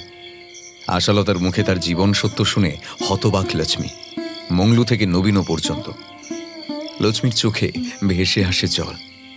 আঁচল তুলে মুখে নিয়ে তাকিয়ে থাকে তার আশালতার দিকে। আশালতার সিঁথে চুড়ে তখনও জলজল করছে বিনোদ ভূষণের পরানো রাঙা সিঁদুর। কিন্তু আশা, এর জন্য আমাদের প্রমাণ চাই। কিন্তু মনমোহন যা লোক, সে কি মুখ খুলবে নাকি আদৌ কোনো প্রমাণ পেতে দেবে? মিলবে নবীন, প্রমাণ মিলবে। ওই বাড়িতে আমি 10টা বছর বাস করেছি। ওই বাড়ির প্রতিটা কোণ আমার চেনা। কাগজপত্র খুঁজে বের করতে অসুবিধা হবে না। আর রইল বাকি তার মুখ খোলা। হ্যাঁ, এবার যে তারও সময় এসেছে, তাকে মুখ খুলতেই হবে এবার, নইলে তার নিস্তার নেই। लेकिन वो भवतोष यदि आशा बेटी के ढूंढते ढूंढते यहाँ पर चली आसे तो? ভেবো না লক্ষ্মী মা, আমি আছি তো। এ পল্লীর সকলে জানে তোমরা আগামীকালই এই গাঁ ছেড়ে চলে যাচ্ছ। কিন্তু এইবার সবাই জানবে কাল রাতে নয়, আজ রাতেই তোমরা চলে গেছো। আমি বাইরে থেকে দোরের শিকল তুলে তাতে তালা ঝুলিয়ে দিচ্ছি। लेकिन तू কোথায় থাকবে বেটা? ঘরের পেছনে বেড়ার আড়ালে। ওখানে থেকে আমি সবটা নজরে রাখবো। আশা যা বলল তাতে ভবতোষ নিশ্চয়ই মনমোহনের বাড়িতে আসবে, আর শয়তানটা নিশ্চয়ই এখানে ঠিকানা বলবে। তাই এটাই হবে সব থেকে ভালো। নবীন একদম ঠিক বলেছে মা। প্রমাণ যে আমাদের জোগাড় করতেই হবে। শয়তানগুলোর মুখোশ যে খুলে দিতেই হবে। তাছাড়া আমি যে ওই মানুষটার মৃত্যুর আগে তাকে কথা দিয়েছি, আর কোনো মেয়ের জীবন আমি এভাবে নষ্ট হতে দেব না। ঠিক এই সময় বাইরে থেকে প্রচণ্ড জোরে দরজা ধাক্কানোর শব্দ ভেসে আসে, যেন কেউ আপ্রাণ চেষ্টায় দরজাটা খোলার চেষ্টা করছে। আর তার সঙ্গে ভেসে আসে কান্নার আওয়াজ। আতকে ওঠে লক্ষ্মী এবং আশালতা। বুড়ো মংলুর চোখ মুখ ভয় ফ্যাকাশে। নবীন বড় বড় চোখ করে ফিরে যায় দরজার দিকে, কান খাড়া করে শুনতে থাকে। আবারও ধাক্কা, তার সঙ্গে কান্নার শব্দ। এবার কান্নার শব্দ খানিকটা প্রকট হয়। মংলু জড়ানো স্বরে বলে, কোন হে? ইতিমধ্যে আশালতাকে খুঁজে না পেয়ে লেঠেলরা হতাশ হয়ে ফিরে গিয়েছে পায়রা ডাঙাতে।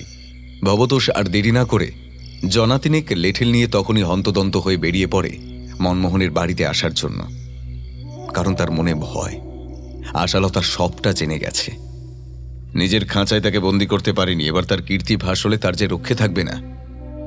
কিন্তু মানুষ যখন সাগ্রহে স্বাগত জানায় মন্দ দিককে, সজ্ঞানে অসৎ পথের দিকে ধাবিত হয়ে নিজেকে নিয়োজিত করতে থাকে একের পর এক কুকর্মে, তখন সেই কুচিন্তা মন্দ ভাবনা আরো আষ্টে পৃষ্ঠে জড়িয়ে ধরতে শুরু করে তাকে।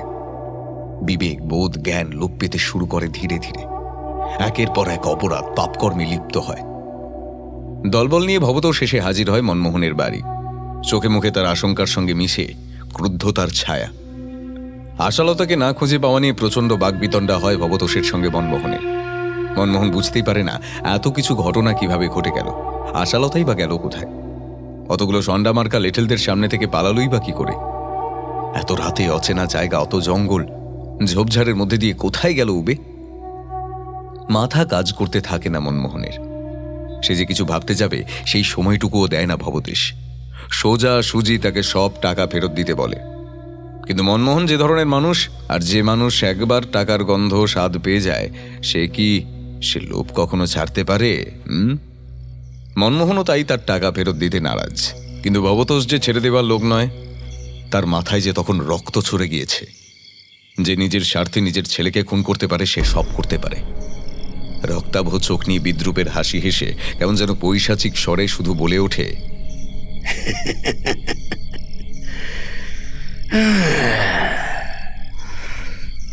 দেবী না যখন বেশ, আর জোর করব না। এই তোরা ছেড়ে দে, খুঁজতে হবে না। কিন্তু আমিও যে এখান থেকে খালি হাতে যাব না। মেয়েটাকে দিব্যি তুলে দিলে, কিন্তু ঘরে যে কচি বউটা আছে ওটাকে কেন সাজিয়ে রেখে দিবি? এবার ওটাকে যে আমার চাই। বলেই ভবতোষ এক ধাক্কা দিয়ে সরিয়ে দেয় মনমোহনকে। ভবতোষের পেশিবহুল শরীরের ধাক্কায় মনমোহনের হালকা পাতলা শরীরটা গিয়ে ধাক্কা খায় দালানের বড় থামটার গায়ে। আর তাতেই সঙ্গে সঙ্গে মনমোহনের মাথা ফেটে রক্ত ঝরতে শুরু করে। লোলুপ দৃষ্টি নিয়ে মনমোহনের স্ত্রী উর্মিলার দিকে এগিয়ে যায় ভবতোষ। আরে শালা, তোকে আগে খেয়াল করিনি কেন রে? কি শরীর রে তোর! তোর নামটাও শুনেছি খুব সুন্দর, উর্মিলা।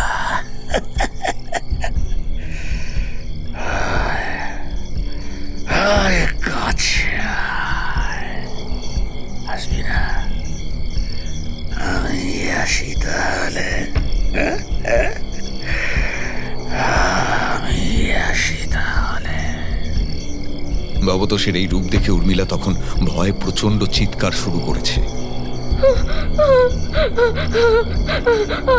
আমারে ছেড়ে দেন, আমারে ছেড়ে দেন, আমারে স্পর্শ করবেন না, দোহাই, আমি বাড়ির বউ।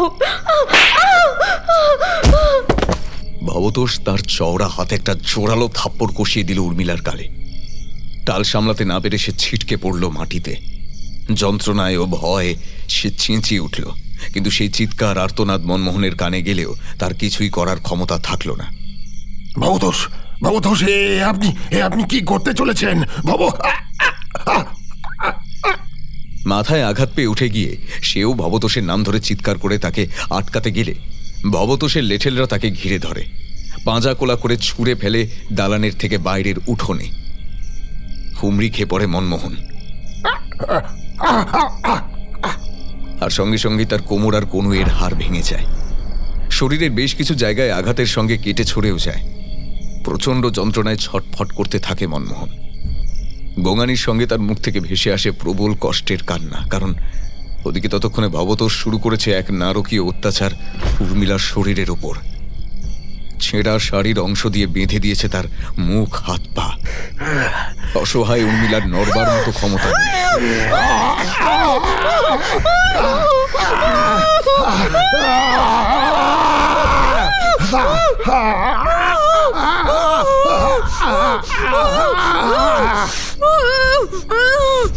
প্রিয়জনকে নিজের চোখের সামনে এভাবে সম্মানহানির সঙ্গে ধীরে ধীরে শেষ হতে দেখা যে কতটা কষ্টকর, কতটা বেদনাদায়ক, তা বুঝল মনমোহন। এই যন্ত্রণা যে শরীরের অঙ্গ প্রত্যঙ্গ ভেঙে যাওয়ার যন্ত্রণার চেয়েও মারাত্মক।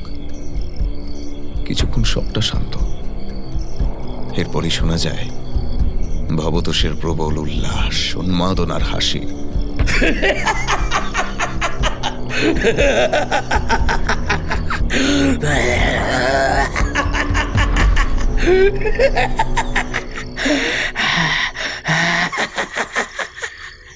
ওদিকে উর্মিলার অনাবৃত শরীরটা তখন নিস্তেজ হয়ে হাত পা ছড়িয়ে পড়ে আছে পাথরের মেঝের উপর। মনমোহন মাটিতে কাতরাতে কাতরাতে শেষবারের মতো চেঁচিয়ে ওঠে,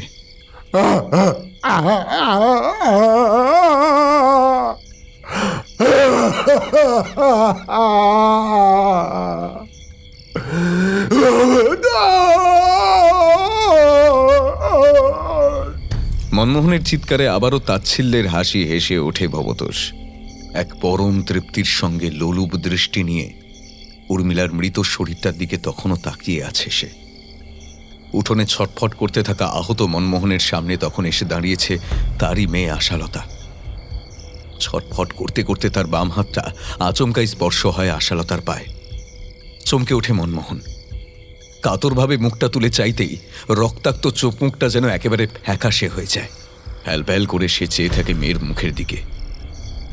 কিছুটা তফাতে দাঁড়িয়ে লক্ষ্মীর কোলে মনমোহনের 5 বছরের ছেলেটা, যে বাড়িতে এমন ভয়ঙ্কর কাণ্ড দেখে ভয় কাঁদতে কাঁদতে সে অন্ধকারেই ছুটে গেছিল লক্ষ্মীর বাড়িতে। একটু আগেই এসে পৌঁছেছে আশালতা, নবীন এবং লক্ষ্মীরা। মনমোহনের যন্ত্রণায় কাটানোর সঙ্গে ভবতোষের নাম ধরে সমস্ত শক্তি উজাড় করে শেষ চিৎকারটা ওদের কানে এসেছে। দালানে দাঁড়িয়ে নিজেদের আমোদের তালে থাকা লেঠেল 3 জনকে ইতিমধ্যেই ধরাশায়ী করে ফেলেছে নবীন। তারা নিজেদের আমোদ মত্ততায় ডুবে থাকার কারণে খুব একটা বেগ পেতে হয় না নবীনকে। আর মংলু এগিয়ে গিয়ে দেওয়ালে পেরেকের হুড়কোতে ঝোলানো দড়িটা নিয়ে সঙ্গে সঙ্গে বেঁধে ফেলে 3 জনের হাত। এরপরই মাটিতে পড়ে থাকা বন্দুকগুলো থেকে একটা বন্দুক উঠিয়ে নিয়ে গিয়ে নবীন ঠেকায় একেবারে ভবতোষের ঘাড়ের উপর। এতক্ষণের উন্মাদগ্রস্ত শরীরটা যেন এবার চেতনার জগতে ফিরে আসে। কেঁপে ওঠে ভবতোষ। তোর জম। তীব্র কণ্ঠে বলে ওঠে নবীন। প্রথমটায় খানিকটা হতভম্ব হলেও মেঝে থেকে উঠে এসে ভবতোষ ক্ষিপ্র গতিতে বন্দুকটা নবীনের হাত থেকে কেড়ে নিতে গেলে নবীন বন্দুকের বাট দিয়ে ভবতোষের মাথায় প্রচণ্ড আঘাত করে। আর সেই আঘাতে মাথায় হাত দিয়ে আবারও মাটিতে বসে পড়ে ভবতোষ। চেহারা স্থূল হওয়ায় সহজে উঠতে পারে না। নবীন এবার ভবতোষকে মাটি থেকে তুলে আরও কয়েক ঘা ঘুষি, কিল, লাথি চড়িয়ে দেয় তার মুখে।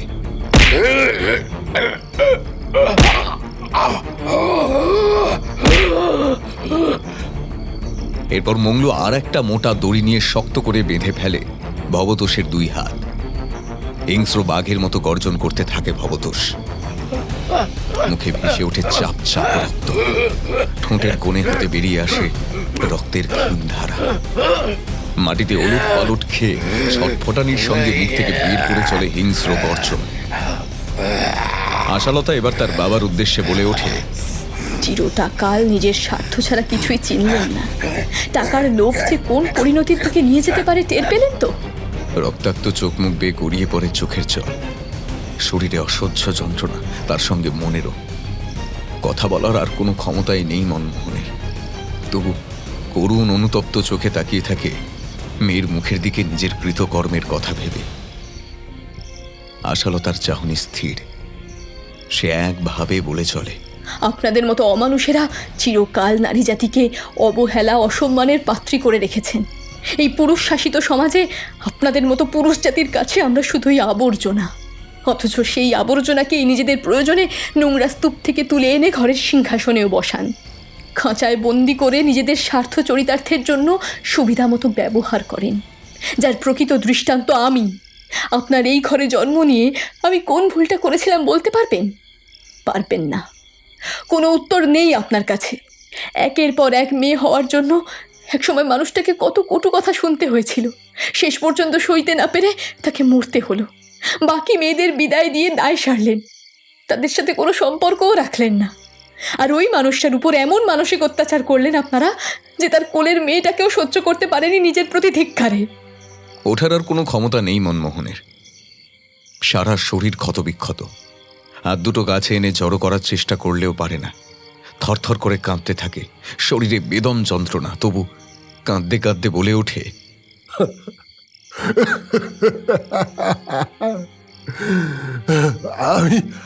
আমি জানি আমার ভুলের কোনো ক্ষমা নেই। তবু বলবো, মরার আগে তোর এই বাপটাকে একটু হলেও ক্ষমা করিস রে মা, ক্ষমা করিস। अब समझी तो दादा बाबू। हाँ, बहुटार ऊपर ऐसी अत्याचार, ऐसी मृत्यु बहुत ही दर्दनाक আছে। लेकिन নিজের বেটিকে ওই পশুটার কাছে বেচने के लिए আপনার আত্মা একটু কাঁদলো না?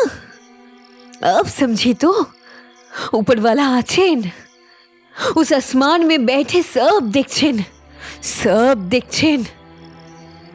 আপনারই বেটা ও সব দেখলো, সব শিখলো। লক্ষ্মীর চোখও জলে ভরে উঠেছে। আঁচলে চোখ মুছতে মুছতে সে বলে চলে। তার কোলে মনমোহনের বাচ্চাটা ভয়ে কুঁকড়ে জাপটে ধরে রয়েছে লক্ষ্মীকে। আশালতার এবার মুখের ভাষা নীরব। তার দৃষ্টি দালানের বারান্দায়। পরনের বেনারসি হয়েছে অগোছালো, মাথায় ফুলের সাজে সজ্জিত খোঁপা ঢিলে হয়েছে। বিনোদভূষণের রাঙানো চওড়া সিঁদুর তখনও জলজল করছে তার সিঁথি জুড়ে। ধীরে ধীরে দালানের দিকে এগিয়ে যায় আশালতা। সিঁড়ি দিয়ে বারান্দায় উঠে কোনো কথা না বলে বড় দরজাটার পাশের দেওয়ালে টাঙানো চাবুকটা নিয়েই ক্ষিপ্র বেগে এগিয়ে গেল মাটিতে ছটপট করতে থাকা ভবতোষের দিকে। আশালতার একের পর এক চাবুকের আঘাত গিয়ে পড়তে থাকে ভবতোষের গায়ে। মাটিতে আছাড়কে চিৎকার করে গোঙাতে থাকে ভবতোষ।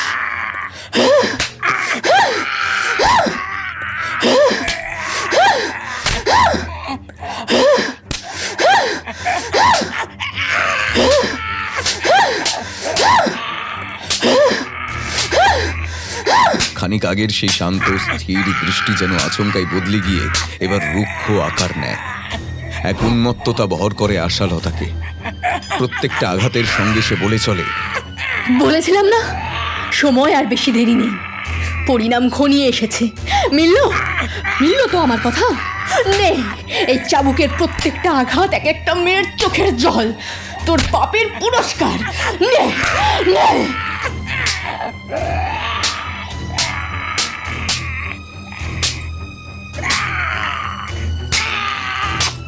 উন্মত্ত হয়ে আশালতা একের পর এক চাবুকের প্রবল আঘাত করেই চলে ভবতোষকে।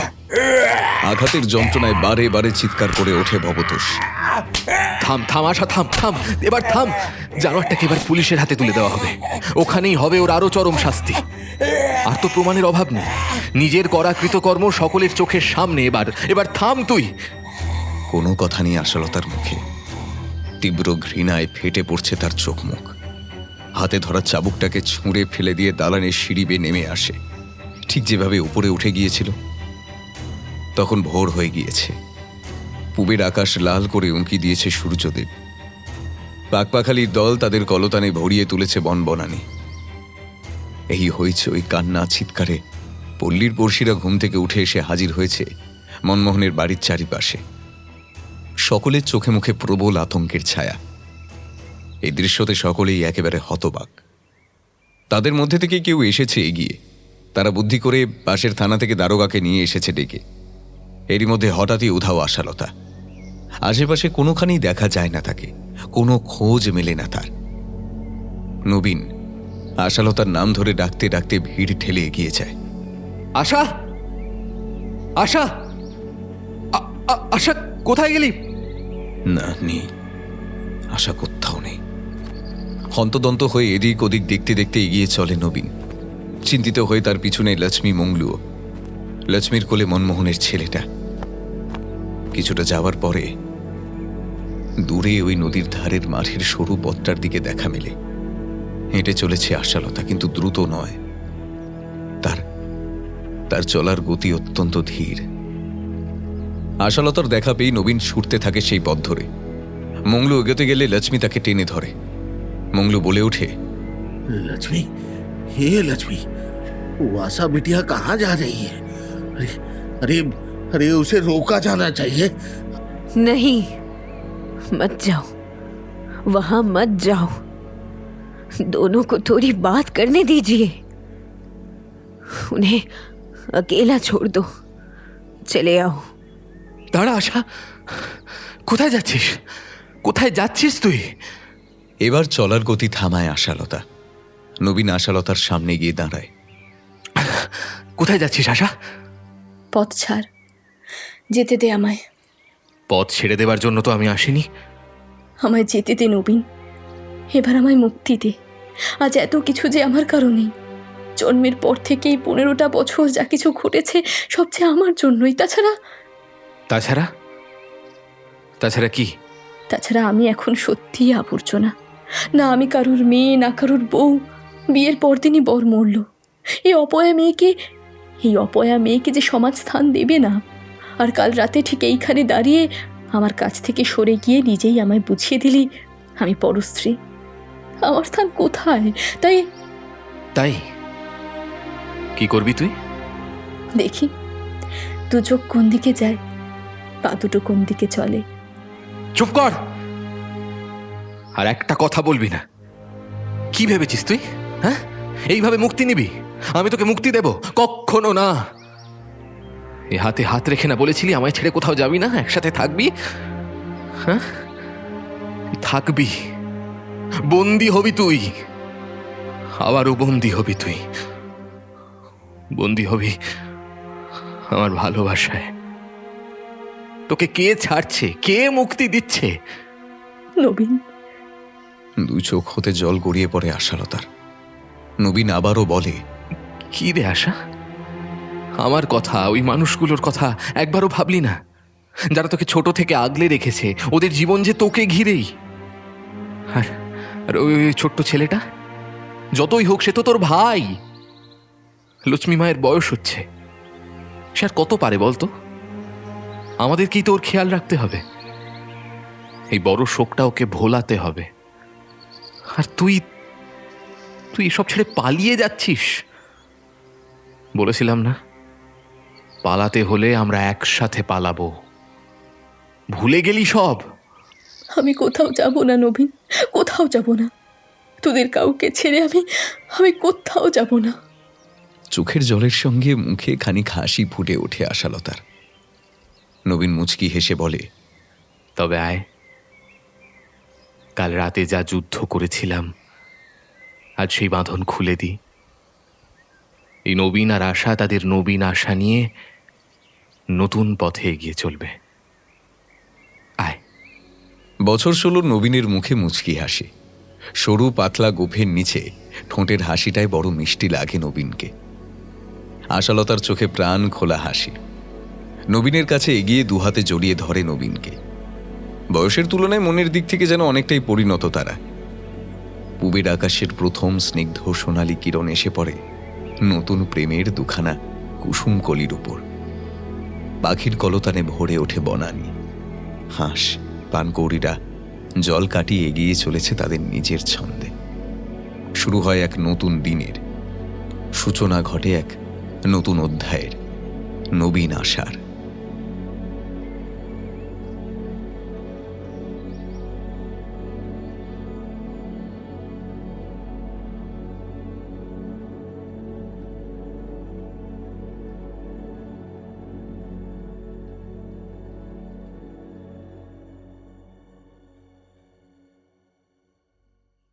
রোমাঞ্চ বাংলায় এতক্ষণ শুনলে সুলেখক প্রীতমদের কলমে এক মর্মস্পর্শী গ্রাম বাংলার কাহিনী বন্দিনী।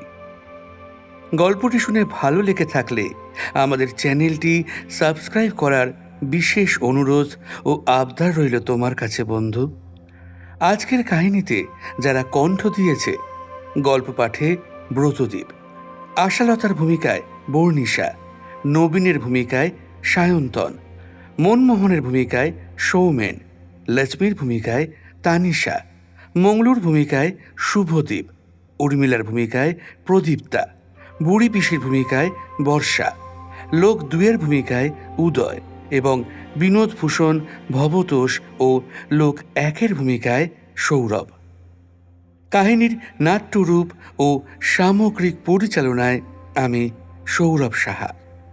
তাহলে আজকের মতো আসি বন্ধু। ভালো থেকো, সুস্থ থেকো, সকলকে ভালো রেখো। ফিরে আসছি খুব শিগগিরই তোমার মনের মতো আরও একটি গল্প নিয়ে। আর হ্যাঁ, গল্প মানেই রোমাঞ্চ বাংলা। শুনতে থাকো, গল্পে থাকো।